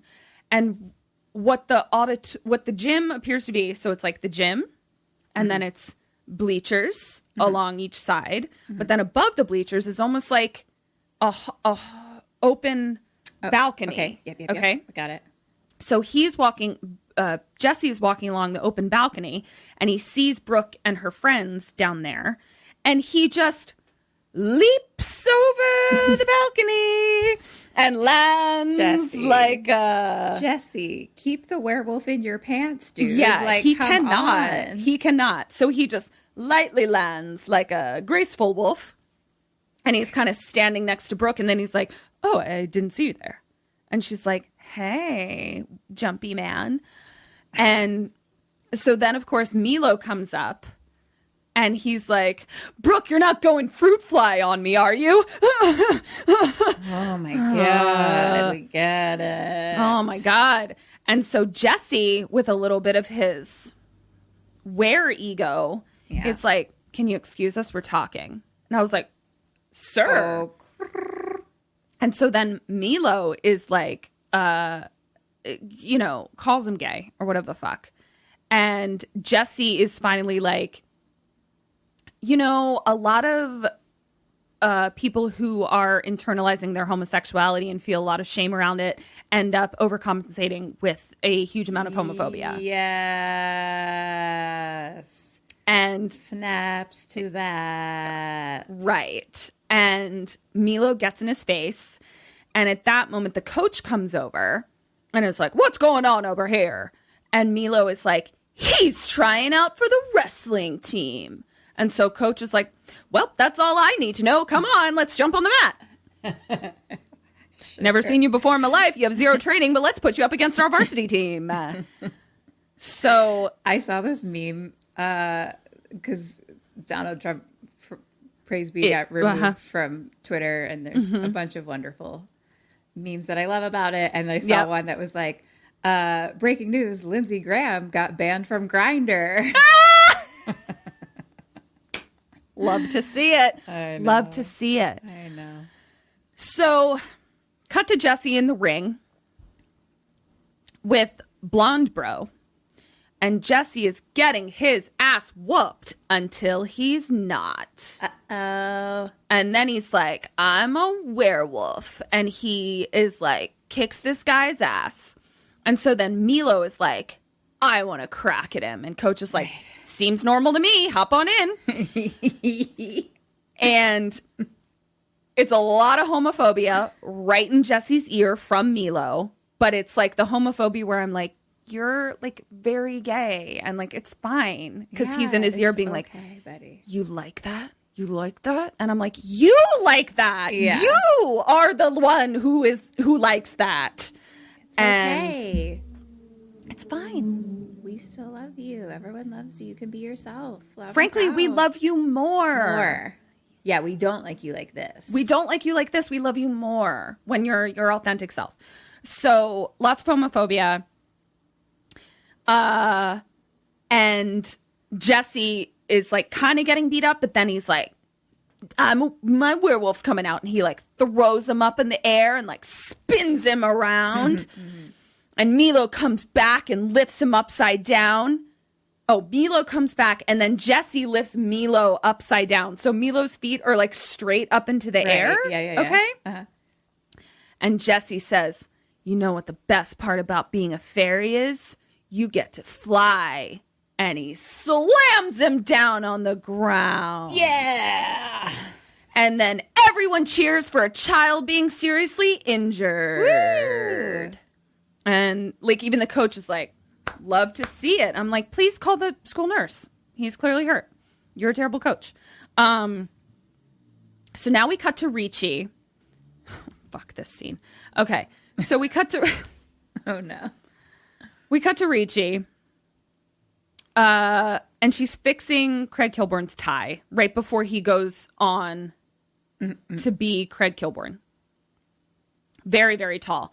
I wrote very, very tall, but now we know that Christina is a teeny tiny little baby. So now I don't know, but I think Craig Kilborn is still very tall. So she's like, reaching up. We'll never know. Yeah. And she's like giving him talking points about Ashton Kutcher. Right. Okay. And Craig Kilborn is like so overexposed. And I'm like, 2005 relevancy. And she's like, don't bring up the sex scandal. And Craig then says, he's like, I'm actually going to bump Baio. He's like, I really like Carrot Top's set last night, so I'm bumping Baio. Whatever, I guess. And at that moment, he like cuts his finger on something, like adjusting a pin, I don't know. And we hear like, Craig Kilborn. And so he's got like a teeny tiny little owie on his fingy. Okay. Yeah. Craig Kilborn, please enter. Christina Ricci is like, I need a Band-Aid or a tissue. And so she sucks the blood off his finger. I was like, he can do it himself. No. He can do it himself. He can do it himself. That was not an emergency. No. That was not an emergency. That was not part of your job not description. your job. Exactly. No. And so like she sucks the blood and Kilborn is like, what? Oh, no. Weird sexy? So now we see that Richie goes outside to like get some air because she's like, I just sucked my boss's fingy. And so Okay. and so she goes out to get some air. And fucking Judy comes out and she's like, what the fuck? You're bumping Baio? He's way more important than Carrot Top. Is he? I said, no, I don't even know, but I don't think so. 6 of one, half dozen of the other? Yeah. Potato, potato, tomato, tomato? Yeah? Couldn't tell you. Carrots and Baio? I don't know. Yeah. It's all the same to me. It's all the same. So Richie goes to like walk away and Judy like fucking grabs a bitch and Richie's like, don't start with me. Whoa. And walks away. So now we cut to Richie splashing her face and someone opens the door.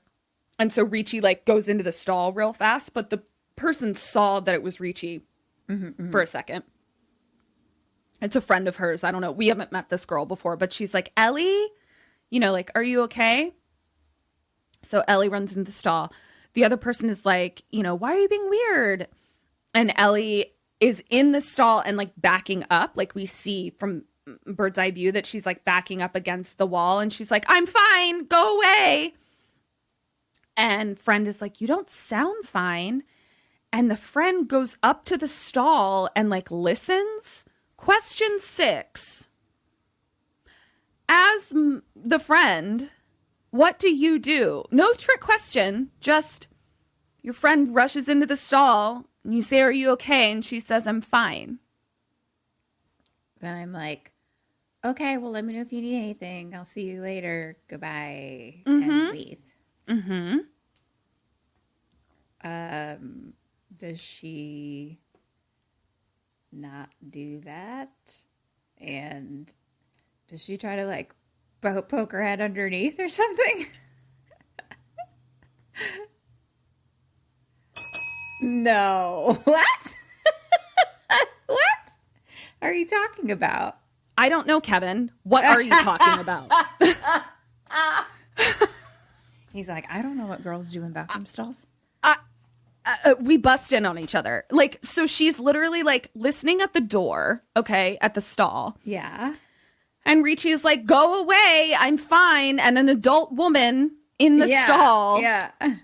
And she like slowly starts to open the door. So I'm like, Kevin, we lock those. Right. Yeah. I didn't even, it never even crossed my mind that it wasn't locked. Right. And even if we don't, we're like, someone's in here, and then they're like, oh, I'm sorry. Yeah. Like, this is, and the friend just kind of keeps opening it, and Richie is like trying to keep her from opening it, and she's like, we see that she's like, Richie has, her hand is gripping the side of the door now, and we see that like she squeezes the metal, and like makes her own hand bleed. Shit. And the friend is just like, what? And like opens the door more. And Richie is in there with just like her hair in front of her face. And Richie's like, I'm just having a bad day. And so the friend like puts her hand on her shoulder. And Richie's like, get off of me. But all like veiny and weird pupils. And now the friend leaves. And I was like, honestly, werewolf movie or no, that was a completely appropriate response. I was like, yeah, that sounds like a totally normal response. So like, that's how I feel as well. Yeah. So then the friend like runs away. So basically Richie got like a little veiny and like her pupils got weird. Okay. Yeah. Like the friend is the monster in this. 100. Like I get veiny and pupily when people won't leave me the fuck alone. Yes. When I need a fucking minute. Yeah. So now we cut also, to Josh. never enter my bathroom stall unless it's to hold my hair up while I'm vomiting. 100%. Yes. So there's no other reason. None at all. So now we cut to Josh putting up a last minute haul of mirrors in the club. Totes. Okay. And Jesse comes to the club, which is not open yet, just reiterating. And he's like, hey, Josh. And Josh is like, what's up? High school little brother of the girl I've been dating for a couple months. I was like, do they even? Okay. And Jesse says, like, okay, I need someone to talk to. So I chose the dude my sister's been sort of dating for a couple months that I probably in most scenarios wouldn't have even met yet. But I'm going to use you as a confidant for a very important time in my life. Interesting. Kevin, I mean, he doesn't have a lot. To be real, it doesn't sound like he has any friends, and he doesn't have parents. Right. He doesn't seem to have much of anyone. So yeah, from what I guess you've told me, you're not wrong. So I guess, maybe. So cut to Josh and Jesse talking. And Jesse tells him about the crash, and Josh is like, Richie didn't tell me about that. And Jesse is like, things keep happening to me that I can't explain. I think I'm a werewolf. Totally normal conversation. I'm just like thinking of like all the like equivalent relationships that I had to this, and like my brother calling and being like, hey man, can we talk?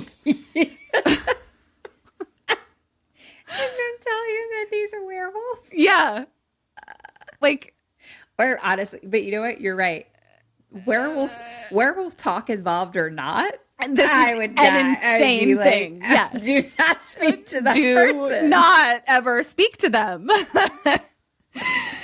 that person barely speaks to me. Right. You can't be having confidant conversations. Please. That person barely speaks to me. So now I'm just thinking of it's like had that with, and then having your brother. I know, and it's like isn't it making you like embarrassed for me? Yeah, it is. Yeah, it's so fucking embarrassing. Okay, I'm so embarrassed. Hamilton, please stop calling. I feel like we're thinking of the same person. We are, yes. So Josh is like, right. And Jesse says, and Jesse's like, it got to her too. And Josh like has a look, and they're talking amidst the Wolfman display that's there. Course. Yeah. Of course. And Josh is like, this is also the most unrealistic thing I've ever heard. Hey, let's get your sister. We could all sit down and discuss your personal problem, little brother of this girl I'm fucking. And Jesse is like, I don't want to discuss. And Josh is like, listen to yourself. And Jesse is like, this was a mistake, and leaves. And I was like, You think? it was a mistake. It was a mistake on all man. fronts. Now I'm thinking of the whiskeys. I'm just rolling through people of Hamilton calling and talking to them. Oh my fucking God. Oh my like, God. This is and fun. how, This is a fun oh game. God. It is a fun game. I'm feeling embarrassed. Like I'm blushing. Fuck. Hamilton, you're so embarrassing. Stop. Fuck my life. Okay. So now we cut to Jesse at home, and he's about to eat a raw steak. Okay. Oh no. Oh, And- we're here already? We're here already. And we see poor Zipper is hiding because he's like, I really want that steak though. And he's like hiding behind a chair in the kitchen, just being like, "Meh, meh, meh, meh, meh." Like, I really want that steak, but I'm so scared of you. And like, I'm the one who's supposed to be eating that steak, not you. Poor baby. And so Jesse like sees this and like goes to get a knife to like cut Zipper a piece.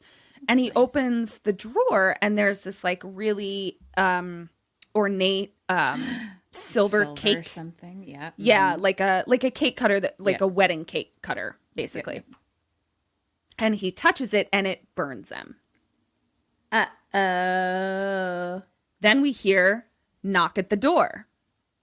So he goes to the door. It's Milo. It's Milo. Interesting. And Milo says, I wanted to talk about the stuff you said today. And he says, how did you know? No one else knew. I've been so shitty to you. And then I realized it takes one to know one. Oh. And so he goes to kiss him. What? And Jesse is like, I'm sorry, sir.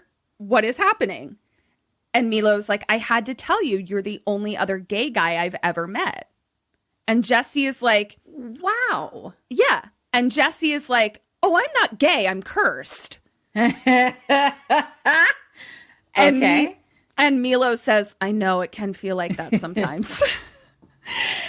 And so Jesse says, no. I'm cursed by the mark of the beast.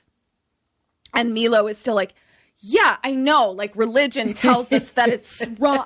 Like, and, wow. and Milo is like, you don't have to pretend anymore. And Jesse's like, I'm not pretending. I just have the sexual allure of a werewolf. And Milo's like, Oh, I love this. yeah. I And- remember all of this. Yeah. And so he kicks Milo out and is like, good luck and congratulations. And I don't think he said congratulations. I don't think he said congratulations. I think he just, good luck. And Wow. yeah. So then he's like, that was weird. Walks back into the kitchen, but walks past the credenza with the silver frame on it. Yes. And he's like, wait a minute. And I could have told you this. He fucking flips the Tiffany's frame back over, which is not and never has been silver. It's stainless steel. And it has a big fucking Tiffany sticker on it that says stainless steel.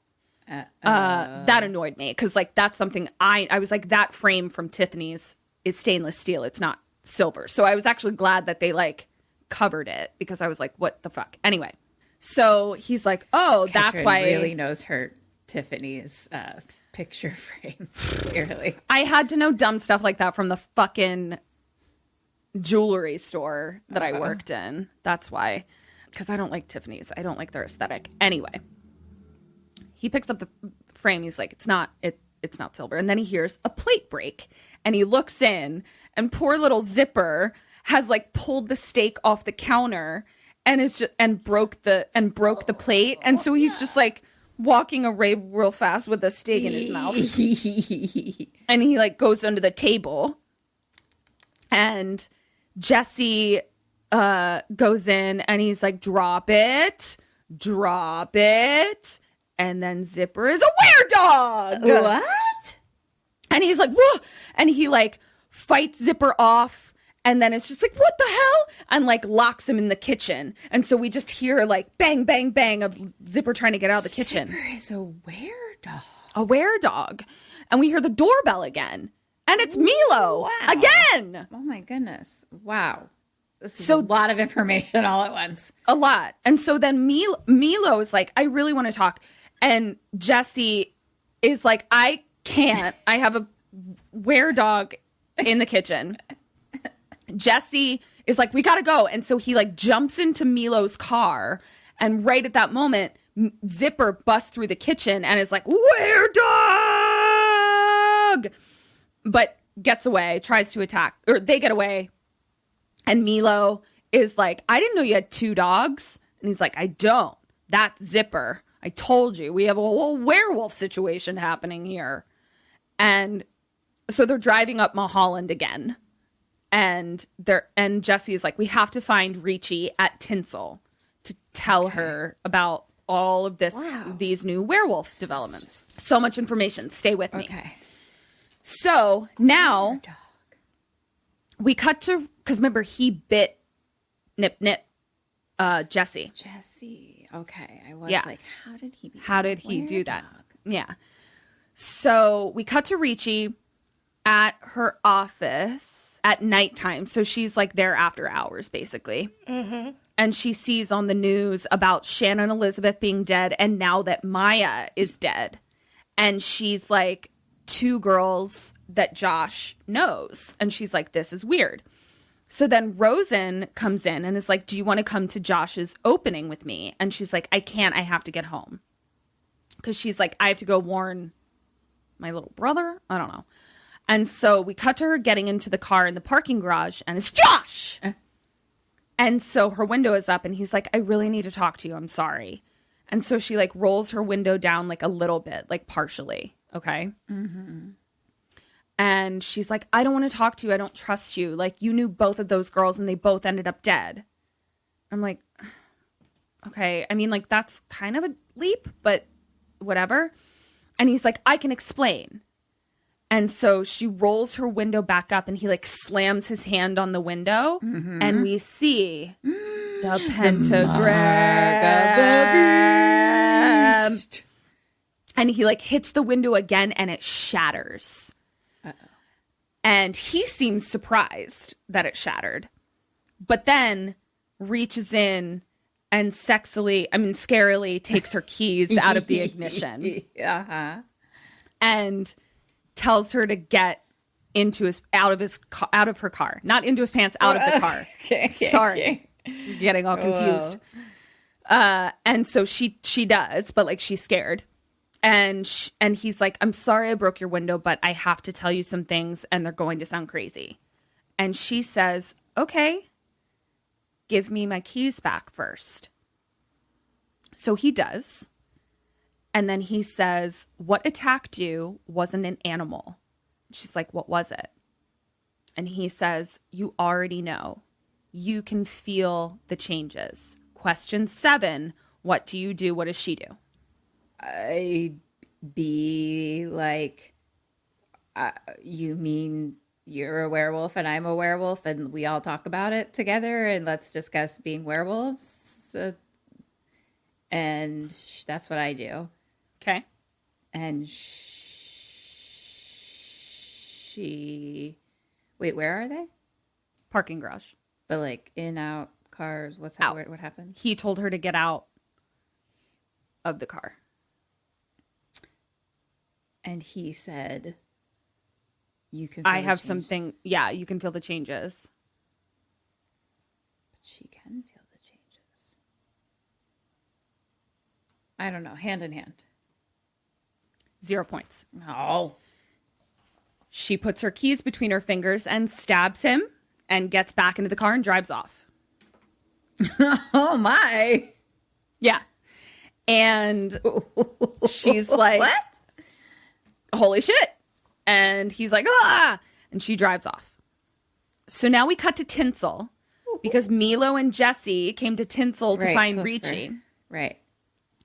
Richie's on her way home to get Jesse. Yeah. Okay. And did it feel like a overreaction? That's what it feels like to me. Am I reading it wrong? No, you're not. No, you're not. Okay. It's She stabbed him, but he wants to. She thinks that he ate people, two girls. So she's like, "You're the werewolf. You're eating people," is what she's thinking. Yeah, but you're a werewolf too. But she's a werewolf that's not eating people in her mind. Not I'm yet. just Not reporting. yet, bitch. Yeah, I'm just reporting the facts here. Okay. Thank you for explaining that. Totally. So now we cut Okay, to real. We went to stabbing very quickly for me. Real so quick. That's why I was... Yeah. So now we cut to the tinsel opening, red carpet, limos pulling up, the biggest stars of 2005 getting out of the limo. Number one being Lance Bass. Oh, shit. And Milo and Jesse just walk past the red carpet, walk on in. And I'm like, yep, that's how every club opening in Hollywood works. Hollywood you can just walk right in. That's anybody. Totally normal. Two high school kids can just walk right in. Yep. So Milo is like, I'm going to go look around for Richie. And Jesse is just calling for Richie in the crowd. And nope, Jesse calls Richie on the phone. There it is. That makes a little more There sense. There it is. Calls Richie on the phone. Instead of just going to a very Richie! loud Yes. club. Calling for her. Yeah, that makes more sense. So she picks up in the car and she's like, I believe you about the werewolves. Why aren't you at home? Because she like got home and he wasn't there. Right. And so, or I guess she didn't get home yet, but he's like, I'm not home. I guess that's probably how it went. And she's like, why aren't you home? And he's like, because Zipper's a were-dog. And she's like, so is Josh. He attacked us. He's the one who attacked us in the Shannon Elizabeth car situation. She's like, go find Rosen at Tinsel because he'll, I don't know, be there. I don't know what he's going to fucking do. And so she's like, and makes a U-turn on Mulholland fucking Drive. I was like, that's the horror movie right there. 100%. So now we cut to Jesse at Tinsel, and it's Josh right there. Uh-oh. Josh tries to talk to Jesse. Judy and Scott Baio come up and distract. Oh, God. Scott Baio, go home. Scott Baio, go home. No one wants you No here. one wants you. In 2005 or now, nobody Especially wants now. you. Right. And so Jesse uses this opportunity to run away from Josh. Jesse then finds Milo and they see Josh talking, or we see Josh talking to a security guard being like, look out for this fucking kid. He's here. And, you know, that high school kid that looks like the exact same age as everybody else here. Find him. Jesse and Milo are like, we got to find a back entrance. Okay, so here's what I need to explain because it's visual. I want you to think of Madame Tussauds, okay, in terms of what's there. So, like, let's say there's a little mini stage where it's like wax figures of the, I don't know, the Supremes or whatever. And then there's a curtain behind them. Okay, so it's like behind the curtain might be a door, you know, like, because it's, do you see what I'm saying? Yeah. So now we cut to Richie arriving at Tinsel as well. She finds Rosenbaum and she's like, where's my brother? And Rosen is like, I don't know. And so she's like, and he's like, but can you tell me what's going on? And she's like, I can't. So blah, blah, blah. She runs away. And then we see like Rosen kind of standing there and he's like looking after her. And then like a hot girl walks by and we see Rosen clock her and follow her into like a hallway somewhere. So now Richie obviously goes into the maze of mirrors to find Milo and Jesse. Of course. Milo and Jesse also in the Hall of Mirrors. But they can't see each other because it's a Hall of Mirrors. Right. So now Josh has also entered the Hall of Mirrors. and they're all talking to each other, but they can't see each other. Okay. So it's very echoey and mirrory and where am I and where are you? Okay. And Josh is like, he's like, I was born with this and I learned how to control it. And he's like, born with this. Born with it. Born where? Born where? Wow, I didn't know there were wereborns. Ne'er did I know there were wereborns. Wow, okay. Yeah. So he's like, but it's not me doing this. There's another were person out there fucking shit up. Okay. And he's like, because this werewolf loves you and I want to make it work in this. And I feel that this is an appropriate time to talk about that in this Hall of Mirrors. And Milo and Jesse are listening too. They're getting all the tea. I was like, lucky you guys. Yeah. And Josh is there and he's like, I love you. And then he's there. Okay. So Josh and Richie. Okay. And he goes to like hug her. And another werewolf jumps through the mirror. Oh. So Richie is like, ah! And she escapes into the wall, okay? Because like the Hall of Mirror, got it. And she's like scooting along inside the wall. And the werewolf is like reaching through and then reaches through and like puts his paw into an electrical fuse box and is like, oh, jeez. Electrocuted. So, but not dead. And then Richie gets out of the wall. Milo and Jesse are still in the Hall of Mirrors and they get attacked. And Milo gets fucked up. Okay. Oh. But then I guess the werewolf lost them in the mirrors. I don't know. Okay. So now, yeah. So now we cut to Richie on the outside of the Hall of Mirrors now. And there's a line of people to get into the Hall of Mirrors. And she's like, don't go in there. There's a werewolf. Did she say that? She's just like, it's dangerous in there. And she goes up to the security guard. And she's like, you have to get everyone out of the Hall of Mirrors.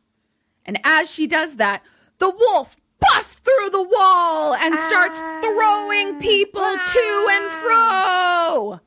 And Richie is knocked over to the ground. And her knight in shining armor, Scott Baio, comes over to help her up. Boo. Boo. I can just see Scott Baio being like, maybe like at one point I can like save her, you know? Yeah. Right? And they're like, sure, Scott. Yes, fine. So at that moment, Jesse has gotten out of the Hall of Mirrors, but the werewolf throws someone into Jesse. So now Jesse is like pinned under a human. Okay. Cut to Rishi being ushered out with everybody. And she's like, oh, the crowd. Ah. Now she's on the outside. And she asked the door guy, she's like, have you seen Jesse? Person I don't appear to know. It's my brother. And he's like, no. And everyone is out. Everyone's out. Nobody else is in there. So, and I wrote, how do you know that? I know. Anyway, I was like, how do you know that? And she's like, no, he's in there or whatever. Or no, she's like, no, he's not in the, I don't know. They're all looking for Jesse. And I'm like, nobody knows where he is. So stop making these definitive statements. The whole point is you're looking for him. You don't know where he is. The dude is like, gotta go, and hits that button that makes the metal door come down. You know, the front of all Hollywood Boulevard shit. Yep. Okay. And she's like, ah! So question 8, what do you do? What does Richie do? So am I stuck on the outside now? So I'm like on like the sidewalk, basically? Yeah, and like the thing is coming down. Oh my goodness. I threw a lot of information at you. I think she's gonna roll under the thing and get back in. What are you gonna do? Run. And I'm gonna. What am I gonna do? Blow this popsicle stand.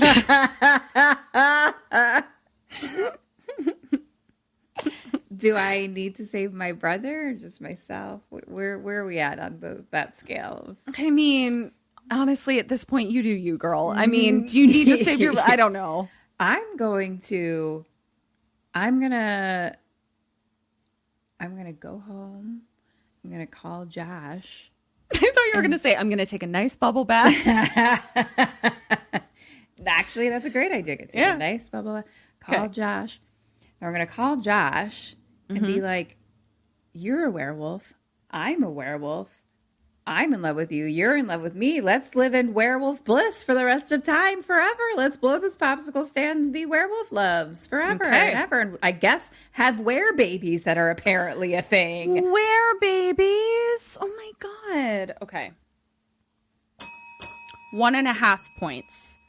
I'm not going to tell you why you got a half point for you. Okay. The clue will be that It's fine. before you make a commitment, some therapy may be needed. Okay? Okay. So she tucks and rolls under the door. Stop, drops, and rolls, actually. And she finds Jesse. He's in there. And she's like, are you okay? And she's like, we got to get out of here. And then Rosen is right there. And he's like, what's happening? And he's like, I heard screaming. I don't trust him. And I lost Craig. And what's happening? And Richie says, stay away. She says, show me your hand. And he's like, Smart. okay. He shows her hand, his hand. And then she's like, the other one.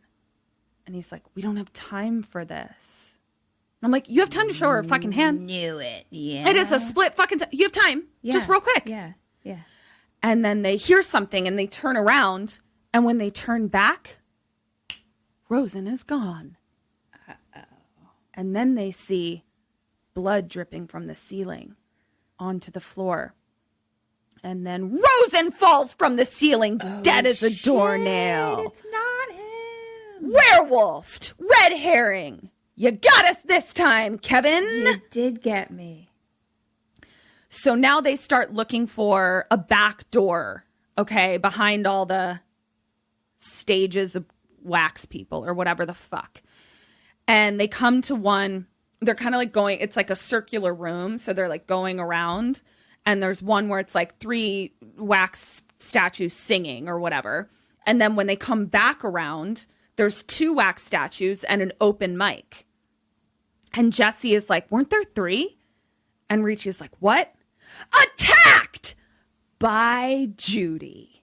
Judy. It's where Judy.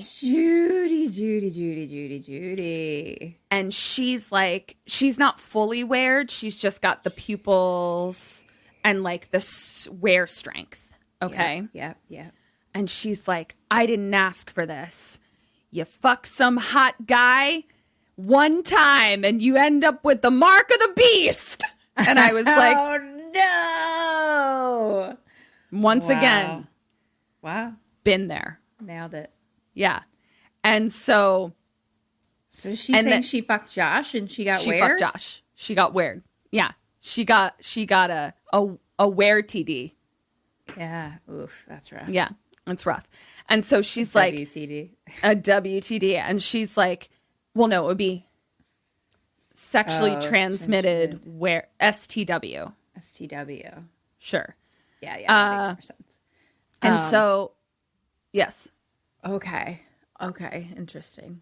So Do now we think that she got just bit in the happening of it, or do we think that because I didn't even consider that she got would have already had it just simply if it's an actually sexually transmitted wear? Well, listen to you. Aren't you a fucking wear detective? You're right. I'm just wondering, like, in my head, I was like, oh, wear disease is sexually transmitted. right? But then it's like, no, yeah, unless she hadn't fucked him. No, she'd been dating him for a couple months. She definitely fucked him. Like, there's no way she didn't fuck him. So then, yeah, maybe it just got a little frisky and there was some biting.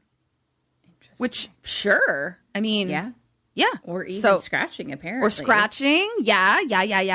Okay. All right. Look at you. Well, We're a I'd detective. be aware for sure. Yep. 100. So so now Judy is having her moment. Okay. This is her big, I'm revealing the plan as the villain moment. And she's like, you have hot sex with one hot guy and you end up with the mark of the beast. And then he's all, I'm not ready for a relationship. I feel her pain. I'm with you, Judy. Totally. Yeah. And she says, but if I can't have him, then No one can. well, you know how the line goes. Is that what she said? Yeah. Yeah, I do. I said it. You said it. Yeah, you do. And so then she punches Jesse in the face and knocks him out because she wants to really fight with Richie. Okay. So then she attacks Richie and knocks her down, and she's on the ground. She says, I never really saw you as a threat. I find you kind of depressing myself. And I was like, oof, ouch, owies, owies. I find you depressing is quite the insult. Yeah. And she's like, why do men always go for the tortured ones? Poor, damaged Ellie. And Richie punches her in the face. Because remember, Richie has some wear strength, but doesn't wear up in her. But she doesn't know how to harness it, if you will. Yeah. And now Jesse is conscious again. So he sneakily goes over to a Xena warrior princess statue and grabs her giant sword. Right.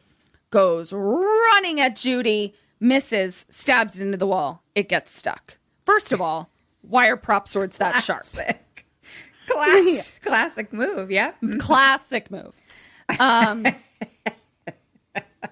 So I feel like I'm watching a Looney Tunes cartoon. You right now. are. Oh, I guess right before Jesse stuck the sword into the wall, Judy picked up Richie and threw her through a wall. Okay. And it knocked her out. Yes, it knocked her out. Okay. So then Jesse is like, let's have a fair fight, because he's like, I'm a were fighter. And he did fucking wrestle some people. So he's like, let's go kind of thing. And, but he's getting his ass kicked because where Judy is just like better at wolfing at this point than he is. Sure. And she knocks him down immediately. So then she goes back to Richie in the wall, but Richie has woken up and managed to grab some sort of plank and like hits where Judy in the face. Mm-hmm. And Richie jumps out of the wall. She then picks up Jesse and they run. Judy grabs the Xena sword out of the wall, and she's swinging it because she is a werewolf. She's Were-Xena. She's Were-Xena. You got it. And they're running and they're like kind of backing up, like like kind of that Instagram video that you sent. Yeah. And they trip over a security guard. Question 9: you've tripped over the security guard, Kim. What do you do? What does Richie do? Oh, God. Okay, I tripped over the security guard. Okay, here are my thoughts. I'm thinking grab the gun from the security guard and shoot Judy. That's you? These are just me thinking out loud. Okay. I tripped over the security guard, and Judy has a Xena sword. Mm-hmm. She's Were-Xena. Yeah. And I'm remembering the remove the head from the heart situation. Mm-hmm. But I don't know how I can do that right now, maybe. Right. Basically, okay, here's what I'm going to do. I'm going to grab the gun from the security guard. I'm going to shoot Judy. Mm-hmm. Even if it doesn't, like, kill her, just to, like, stun her so she drops the sword. Yeah. And then grab the sword and chop her head off. Love it. Okay. I think they are going to use the gun and shoot her as well. 1 point for you. Okay. Gorgeous. Love it. Thank you. Brilliant. What Richie does, is she grabs the mace. The mace. Okay. And maces. I gave you a point because I was like, maybe the security guard doesn't have a gun, but I don't know. I thought they would. So they're a Hollywood security guard. I feel like they Who knows? would. So she does that. Maces her in the face. Richie and Jesse run. And where Judy like grabs a vase of flowers and like dumps the water on her face because she's maced. To wipe the mace off. Yeah. And as she's walking, she like can't really see because she's all maced, and she bumps into Josh. And Josh is like, how did this happen? And I'm like, you fucking know how it happened, bitch. Take responsibility for yourself, yeah, Josh. Please. And so then Judy says, I guess there's no such thing as safe sex with a werewolf. So then I was like, is it sexually transmitted? Maybe Richie's been a werewolf this whole time? He seems like a fuck boy, so he seems like he's fucking all these girls. He's like fucking turning everyone into werewolves. Everyone into werewolves. You're confused. Right. I think that where Judy is attributing it to an STD, but I think in actuality there was some exchange of blood happening. Okay. I think. Let's, you know what? That sounds right. Otherwise the science just doesn't add up. And if we don't pay attention to facts, our democracy will fall. Correct. So, and if we are anything, we are werewolf scientists. 100%. We just needed to make sure that we kept the facts straight. Totally. And Josh is like trying to talk her through. He's like, you can control this. And she's like, why would I? I'm having fun being a fucking werebitch or whatever. And she's like, I'm going to have you all to myself. And Josh is like, I won't let you hurt her. And where Judy is like, I'm not going to hurt her. I'm just going to rip her to shreds and let her choke on her own blood. And then maybe eat her. And I'm like, whoop. That seems like it would hurt. That seems like it would, but correct. That seems like it would hurt. And so he like pulls her back and says, I can't let you do this. By the way, I love Joshua Jackson. He's aware of this script. Yes. And he picked up his phone and he phoned it on in. Okay. Just so we're clear. Great. He's like, I can't let you do this. And she says, I didn't understand this line. I wrote it verbatim, but I don't understand it. He says, I can't let you do this. You'll have to kill me first. She says, I've learned some things about this curse along the way, but that doesn't mean I can't make it hurt a little. And then kisses him.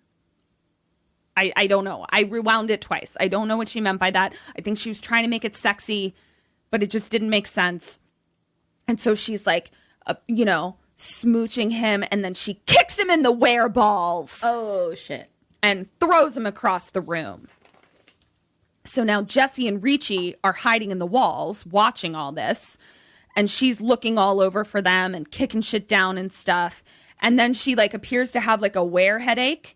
And we see her kind of like really start to transform. She like pulls a chunk of her hair out, and then all of her hair falls out. And then she gets all muscly and bald and then hairy and then wolfy.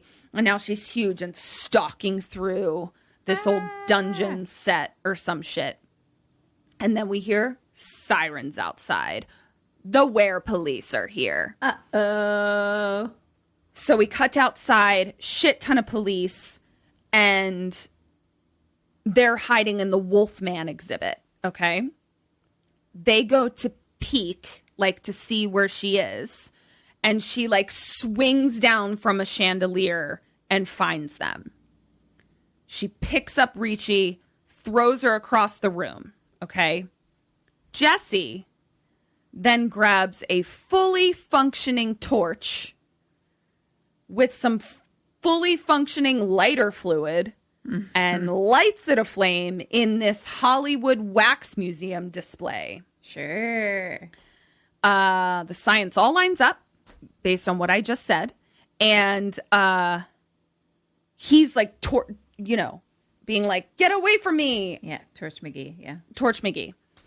And she's like, whatever the fuck, and tosses him, okay? So now Ellie wakes up in the Wolfman exhibit. What does she do and what do you do? Ellie wakes up in the Wolfman exhibit. You've been a real trooper, by the way. I do. Okay. What the fuck can we do? What's in the Wolfman exhibit? There's a Wolfman. There is a Wolfman. Well, we got to use that somehow, clearly. Mm-hmm. What do we do with the Wolfman? Is it like a suit or it's like a wax figure? Wax figure. She puts on the weresuit. I'm just like you. We're sisters, you and I. Ding. That's where I was going. Yep. So Judy's looking around still. Does Judy see me yet? Yeah. I gotta take off Judy's head. How do I get this head off this lady? Excuse me. Does anyone know how to get this head off?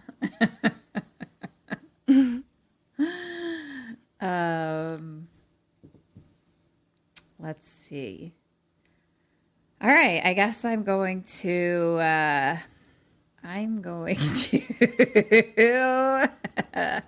do I have any things left? Sorry, my brain's fatigued. Girl. Do I have any more? Did I have things? I don't think I had anything left. We're in like a different world. I don't think I have anything left. We're It's in the like truest a thing I've ever heard. different world than where we were before. We're in like a different room. Sure. Like, is the knife around, the sword around still, or we left the sword? Honestly, sure. It's where science. Whatever you need is there. Okay, well, I'm gonna hand in hand. I think I'm just gonna say that we get inspired by the Wolfman exhibit, and we're like, you know what, Wolfman? If you can do it, I can do it too. And then we're gonna wear it up. We're gonna be like, I'm a werewolf now, bitch. Ooh, girl. And I think love they're gonna fight. But I'm just gonna werewolf grab the sword and chop her head off. 1 point for you. That is not what she does. What she No? does. Okay. No. I mean, I'd watch that movie. Kevin, can we watch that movie? So, Kevin! So, she takes that cane from the original Wolfman that has a silver head on it. Yes. Okay. You told me about that. Yep. So, it's a wooden cane with a silver head on it. Okay. I recall you She telling me takes that cane, that very useful stick-like wacky thing with a heavy silver head on it, and she throws it. And Judy just goes and bites it in half. So now the silver head rolls to Ellie. Okay. Okay. But Ellie's Richie's on the ground. And she grabs the silver head, where Judy just conveniently bit off and tossed to her. Yeah. And Richie looks at Judy and says, "You're just playing with us, aren't you? Well, play with this!" And throws the silver head into her mouth. No. And Judy is like, smoking in the mouth. And then she spits it out. Okay. The end. At this point, the cops bust in. Judy disappears up into the rafters. And Richie and Jesse are like, she's up there. She's up there. And the cops are like, can you describe her? And they're like, werewolf. And they're like, any other descriptions? Jeez. And Richie says, well, she might be human again now. And she's like, so she's a blonde, skinny publicist. And they're like, any other description? And Richie says, yeah. Light bulb for an idea. She's got a bony ass and fat thighs and bad skin. And the werewolf pops out and gives her the finger. Just enough time for the cops to light that bitch up. And she falls to the ground. Uh-huh. The cops, you with me? Sadly, I am. Yep. So the cops kick her to see if she's dead. They put their weapons down. Jesse and Richie approach, and the cop is like, is she dead? And Jesse is like, you've got to separate the head from the... Boom! Shoots her right in the head. Brains go out the back. Oh, okay. And Jesse says, that should do it. And Richie... Great. Yep. That was easier than I thought. Yep. So Richie and Jesse then go to the Hall of Mirrors to find poor Milo, who's been knocked out in the Hall of Mirrors. Dead, to be honest. Yeah, I did too. I was like, goodbye, Milo. And he wakes up and he's like, how did I do? And Jesse's like, you did great, buddy. Oh. And Richie goes to look for Josh and then comes back no more than 4 seconds later. She's like, I can't find him in those 4 seconds. And so we cut back to the cops and they're like, you're going to need a forklift to get this out. Come see. But it's just a teeny tiny little blonde woman now. Mm-hmm. And they're like, what? So now we cut to Richie and Jesse back home. And somehow, they're like, well, that was a crazy time. And they go in the house and it's torn to shreds because of Zipper. Okay? Were-dog. And Gosh, man. And Richie's upset because she never did find Josh. So she's like, that guy. And Jesse's like, why do you still want to talk to him? He's the reason that we're all like this. And he's like, a monster is a monster. And Richie is like, no, like, she's just like, I don't want to talk about it. Like, she's upset because at this point she's like, it wasn't Josh the whole time. Yeah. He says he can control it. Like, so she's like, let's go have were-babies. Right. Of course. So all the lights are out and Richie is like, can you go into the basement and find the breaker? Like to make the lights go on. So now we cut to Jesse in the basement. He like trips over something and we see that it's like a shovel.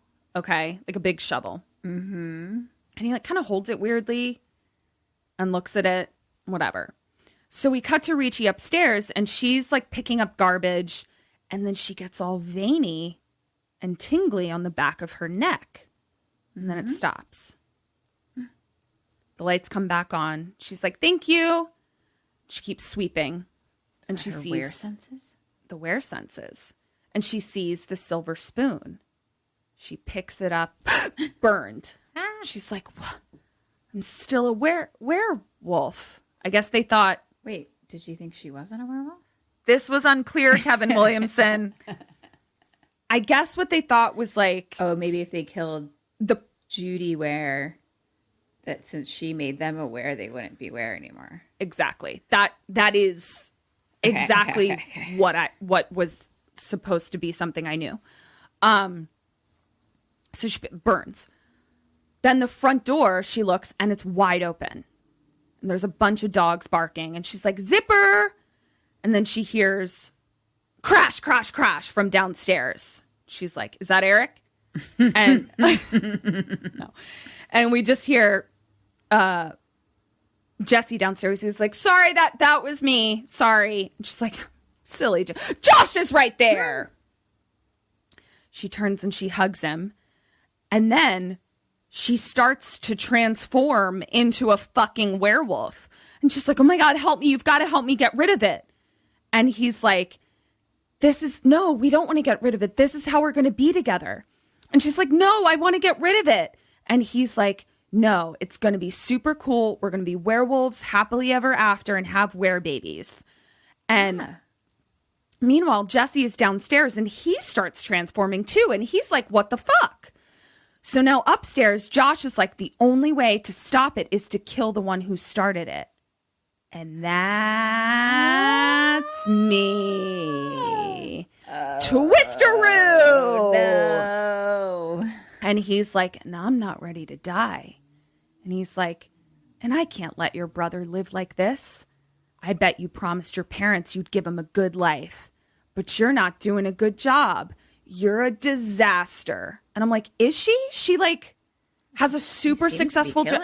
She seems to be doing a great job and like super functional and kind of high up at this Craig Ferguson show or whatever, the Craig Kilborn, whatever.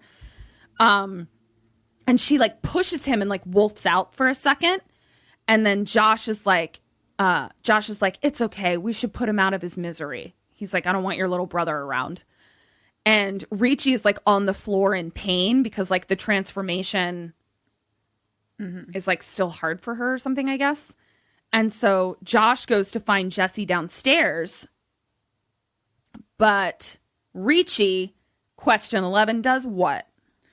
Grabs the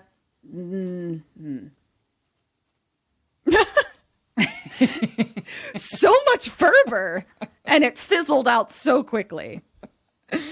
I was gonna say something about the silver spoon, or cake, whatever the fuck. Oh, it's a cake fuck. I thought it was I was thinking it was a spoon. It is a cake fuck. Okay. Hand in hand, we're gonna grab the silver cake cutter thing with the silver cake fuck. oven mitt. Okay. And then we're gonna slice a piece of cake of chopping his head off. Yes, except she didn't chop his head off and didn't get a oven mitt. That was genius. Okay. So what she does is she's like, and like goes up behind him, and then he stops her, and her hand is fizzling. And she's like, "You're a monster." And Josh says, "Join the club." And he keeps antagonizing her and saying, "It makes you stronger, but you're too weak and timid to live with or without it," or something. She then gets up her wear strength and throws him across the room, but she's like surprised by her strength. He's like kind of stunned, but then like kicks her. So now we've got a real wear fight happening here. Nice. They Okay. both seem to have found their inner wear, and he stands real quick, and I guess it comes and goes, not steady at first. Oh, okay. So basically, like, she's just like sometimes is wary and other times is like, my stomach. Right. Okay. Sure. And I'm like, I've tried to do things with cramps too. It is not easy. No. And he's like, so now you both have to die because you're both assholes, I guess. And here comes Jesse up the stairs with a shovel, and he hits him. Now Jesse gets real wary, and he starts scampering across the ceiling out the door. What? No. He's just like Creepy wear. he's real creepy where. And Josh is like, "I'm gonna kill you." And Jesse scampers out the front door. The front door is open, and that's when Richie jumps on Josh's back. He flips her to the ground. She's on her back now. She goes to grab the cake fuck. He flicks it away. Jesse scampers back in on the ceiling. He's like, "This is cool. I'm going to stay up here." Question 12. Jesse now jumps down on him. So he's like on his back and gets Josh on the ground. Question 12. Last question. What do you do? What does Richie do? He's on the ground. He's on the ground. I'm gonna grab the cake fuck and slice his head off. He's on the ground. So Josh is on the ground, and Who's He Wets is on top of him. Brother is on top of him. Yeah, like he's contained for sure. Okay. Hand in fucking hand. I don't know.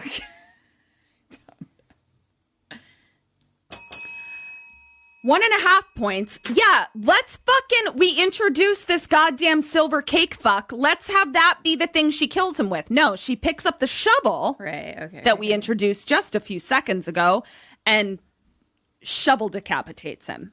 Okay? Sure. Fair. Is it? Anyway. I don't know. I don't know. So she decapitates him. He explodes into fire and sizzles up and dies. So then he's all ashes in the kitchen. They're standing at the front door and they just kind of go, "Well, that was a crazy night."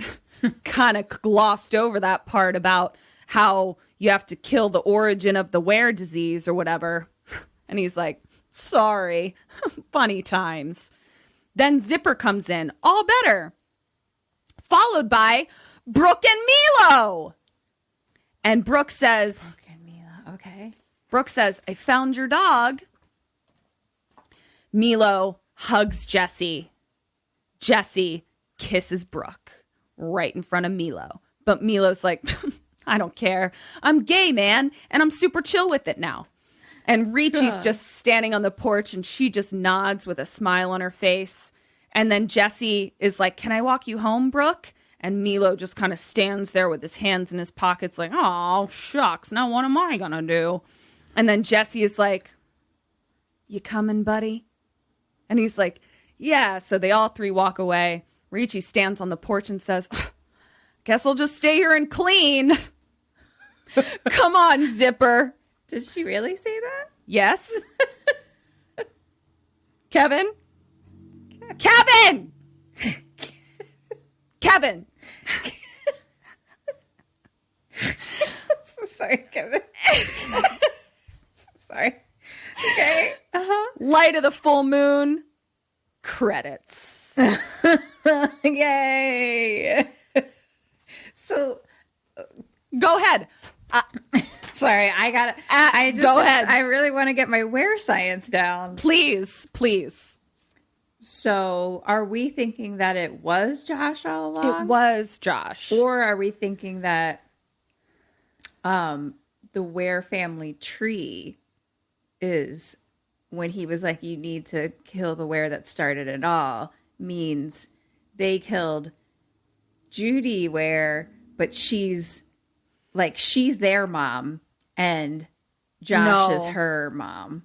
No, I don't think so. I think what they wanted us, they were Josh like, all along. red herring. Okay. I think that he being the Wereborn is like there's not. I don't think there's a family tree. Is what I understand what you're saying. I don't think it's a family tree. Okay. I think it's whatever Ware dude wared you. That's the dude that has to die. And because it was Ware Josh who killed Shannon Not Elizabeth, Where Judy. Okay. not Ware Judy. Okay. Thank you for explaining that to me. Yeah. Another question. Please. Do we think that maybe the script was self-aware of the craziness of it? Do we think that everyone involved thought that it was... No. It was not self. No, they were being serious. No, they were, yeah. Everyone, okay, they were all being serious. No, Okay, I had okay, this okay. whole fucking... let me total your points and then I'll tell you so much of my confusion. Okay. Hi, Sammys! So, we heard a rumor that you're not signed up for our awesome Patreon yet. What? Where are you getting your BoneCon then? It's cool, it's fine. You can still subscribe. Just hit the link in the show notes or search for us on Patreon. We're right there. We've got all kinds of BoneCon. That's bonus content. We've got mini-sodes, postmortems, and Q&As, all live stream. Polls, prizes, merch, and just a general smorgasbord of KK Sam. So join us. Or else. Okay. Now, I don't want to pour salt in a wound, so I won't stay on this long. Out of 10 dead or alive, you got 1.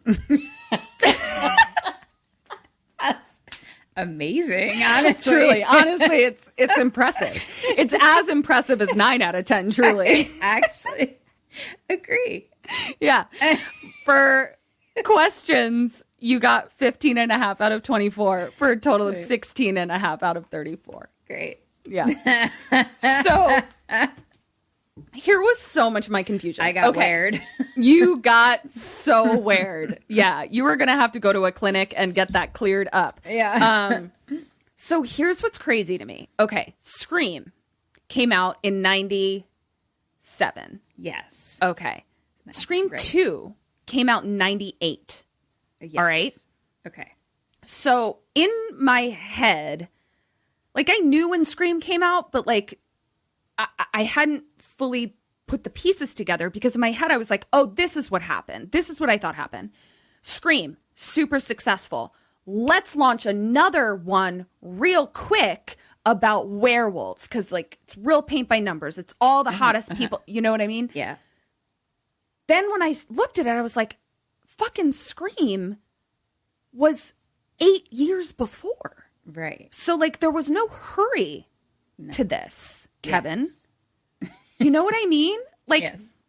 you had time, like have a couple people read this over, you know? Like that blew my fucking mind because the whole time I had been like, oh, they just rushed this through. Like that's why Right. the script is trash. Wes directed Craven. it. Yes. And then all the people all signed the on. Yeah, they did. Yep. Fucking Lance Bass was in this bitch. He seems like he was like a extra though. But he was like, I got to get my face in this. I got to do this. Kevin Williamson wrote Dawson's Creek too, right? I didn't see that on his IMDb. Did I make that up? Who wrote that? I think you made that up. I think you 100% made that up. No, but like he's done like, not that I watch this, but like Vampire Diaries, super successful. You know, whether you're into that show or not, it's successful. Yeah, no, he created Dawson's Creek. He created Dawson's Creek? Yep. Okay. Yeah, I mean... Which is obviously why Josh was like, hells yeah. Yeah. It's shocking. It was shocking. Truly. It was... Like, I feel... I mean, I said it already where it's like, I'm making fun of this and I'm holding this to such a high standard because Scream was like a dumb teeny bopper slasher horror flick that was great. Soup's great. Yeah. Like the script was not hard to say. Heart, but the script wasn't, the script did its job. Do you know what I mean? This script did not do its job. Ma'am. Kevin. Well, on that note, I guess I'm going to go clean now. Yeah. Kevin is cuckoo for Cocoa Puffs. Wow. This has been, to be honest, I needed that. This was a fun... it was such a fun 3 hours for me to it was perfect in get that on sense. This where ride. It was but now if you could just real quick picture what was happening on Wednesday, me trying to watch this fucking movie. Take notes. Oh no. Yeah. Yeah. Oh my. Yeah. Yeah. Oh no. Yeah. Well, okay. Sammys, we Guys, love you so much. So much. This has been Kim and Kat. We really hope that this brought some joy to your life too this week. As it did ours. Please write us a 5-star review on iTunes. Please subscribe. Join us over at KK Sam Podcast. Join us on our Facebook group, Sammy Stay Alive Maybe. Tell 5 friends. We've got a Patreon with lots of fun, BoneCon, and it's a great way to support the pod or buy some merch, all the things. We love you so much. We really love you so much. This has been Kim and Kat Stay Alive. Maybe. Until next week. Stay alive, I guess. Goodbye.